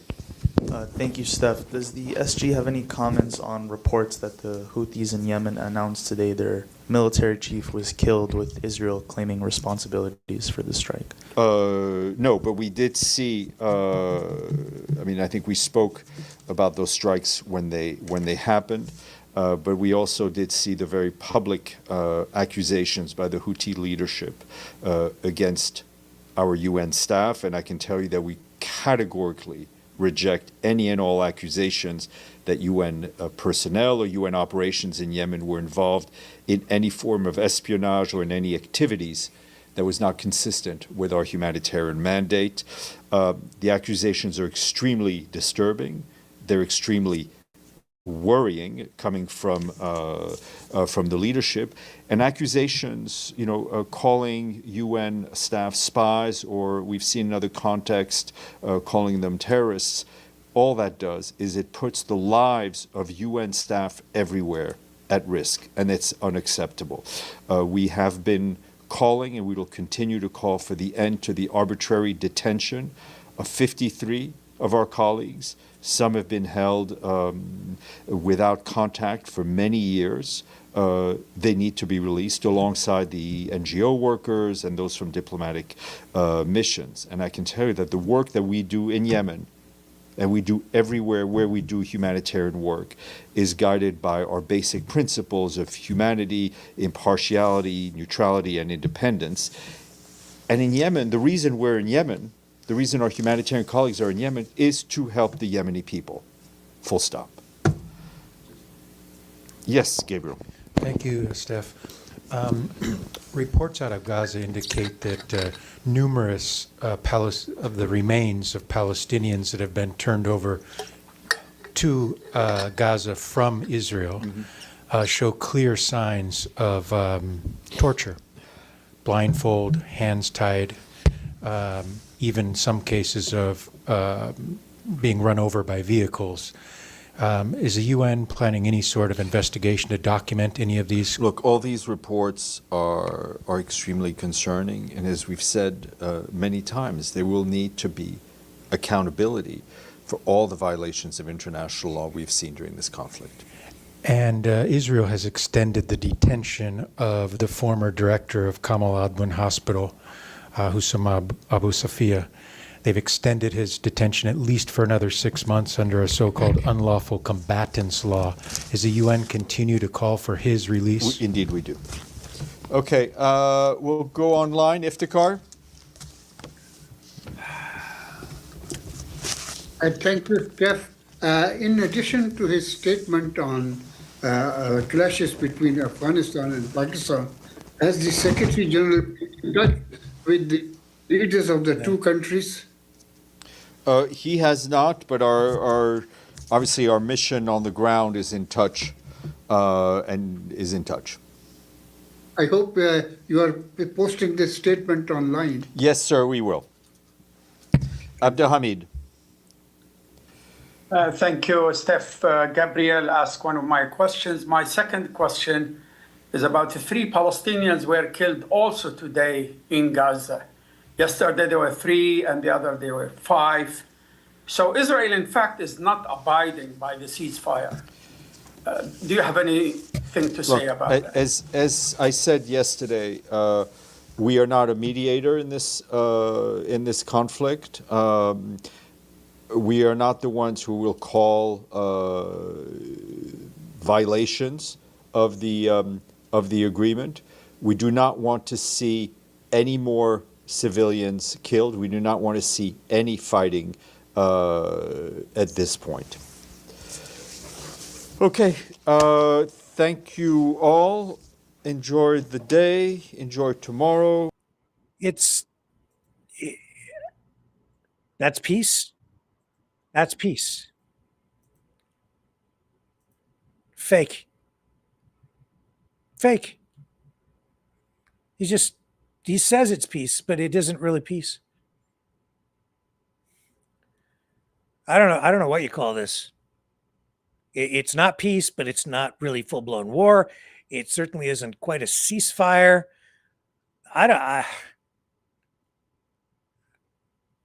Put it over there. We'll come back to it again tomorrow. It'll still be there, festering. Hopefully, it doesn't escalate. Horrific. And then there's Afghanistan, Pakistan. They're squaring off. There's no peace there. That's a whole other ball of wax. Boy, the peace president.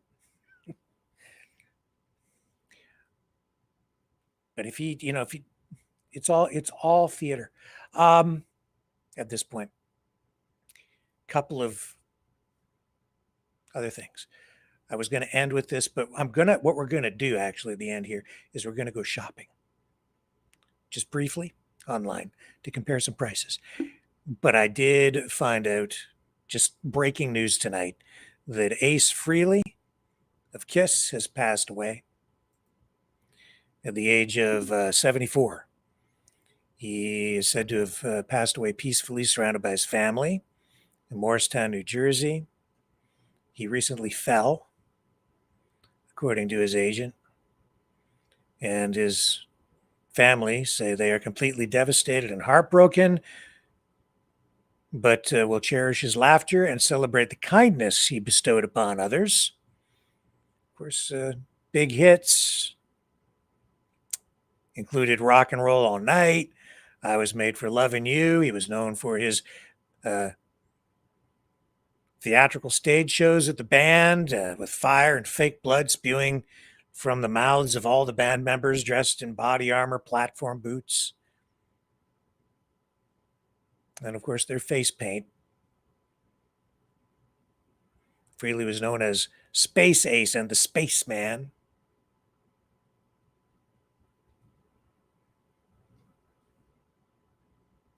And I think they were in Donald Trump's good graces as well. Irony there, kind of a satanic rock band, Knights in Satan's service, serving Donald Trump, president of peace and leader of the traditional values movement through MAGA. Just too weird these days. Everything's just too darn weird. Back to grocery prices, just to kind of close things off tonight, because they were talking about affordability in New York, talking about even milk prices, grocery stores. So I thought, we've done this from time to time. Let's see where we're at with milk prices, because that is one of the main issues of conflict, even as we get into these tariff talks and the tariff war between Canada and the United States because of Donald Trump and his desire to gain access to the Canadian dairy market. So let's just compare prices again, shall we? Tonight, as things sit, here's the price of 4 liters of milk, gallon, if you will, right here in Ontario, in my hometown, as a matter of fact, at Walmart. No, sorry, Loblaws.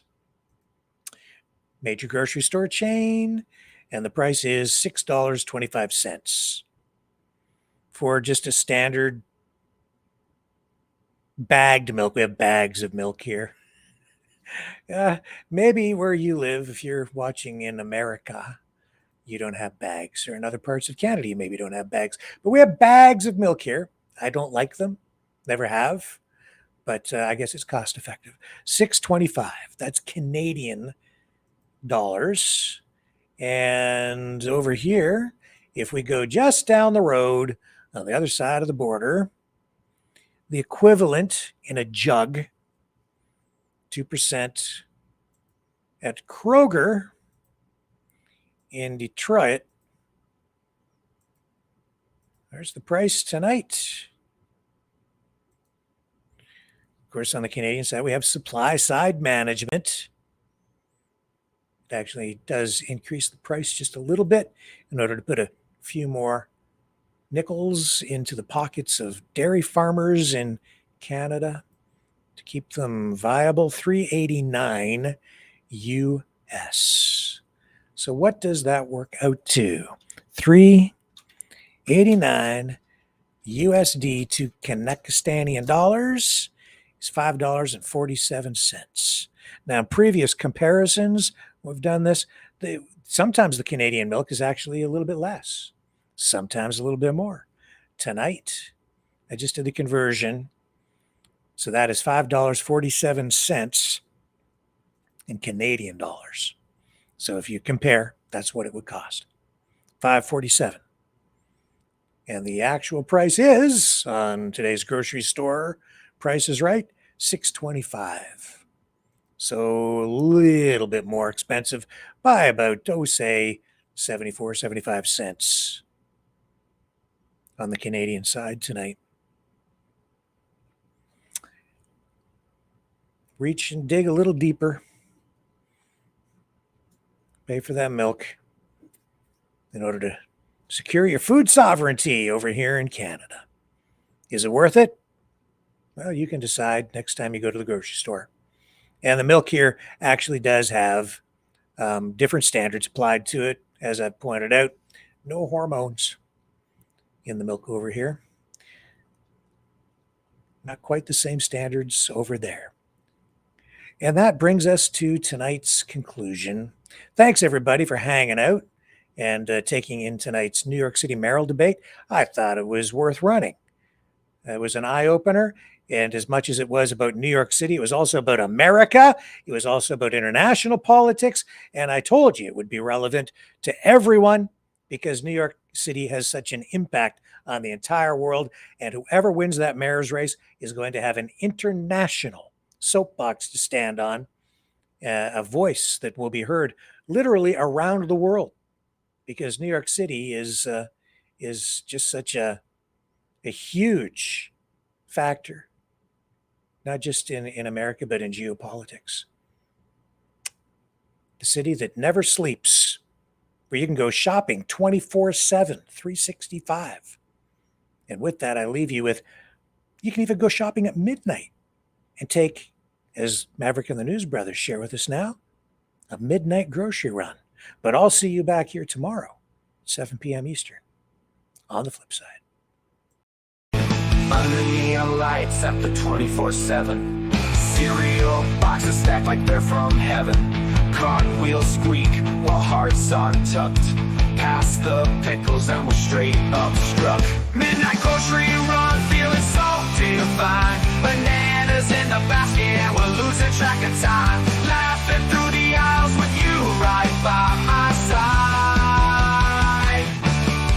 This midnight grocery run's a wild ride. Frozen pizzas and a chocolate pie. Scanning items neath the starry sky. Fluorescent glow makes everything so real. In this wonderland we break the seal. Midnight grocery run, feeling so divine. Bananas in the basket and we're losing track of time. Laughing through the aisles with you right by my side. This midnight grocery run's a wild ride. Here's what they know the drill. Moonlit moments give a midnight thrill. We dance down our four like no one sees. Just some dreamers lost in fantasies. Midnight grocery run, feeling so divine. Bananas in the basket and we're losing track of time. Laughing through the aisles with you right by my side. This midnight grocery run's a wild ride.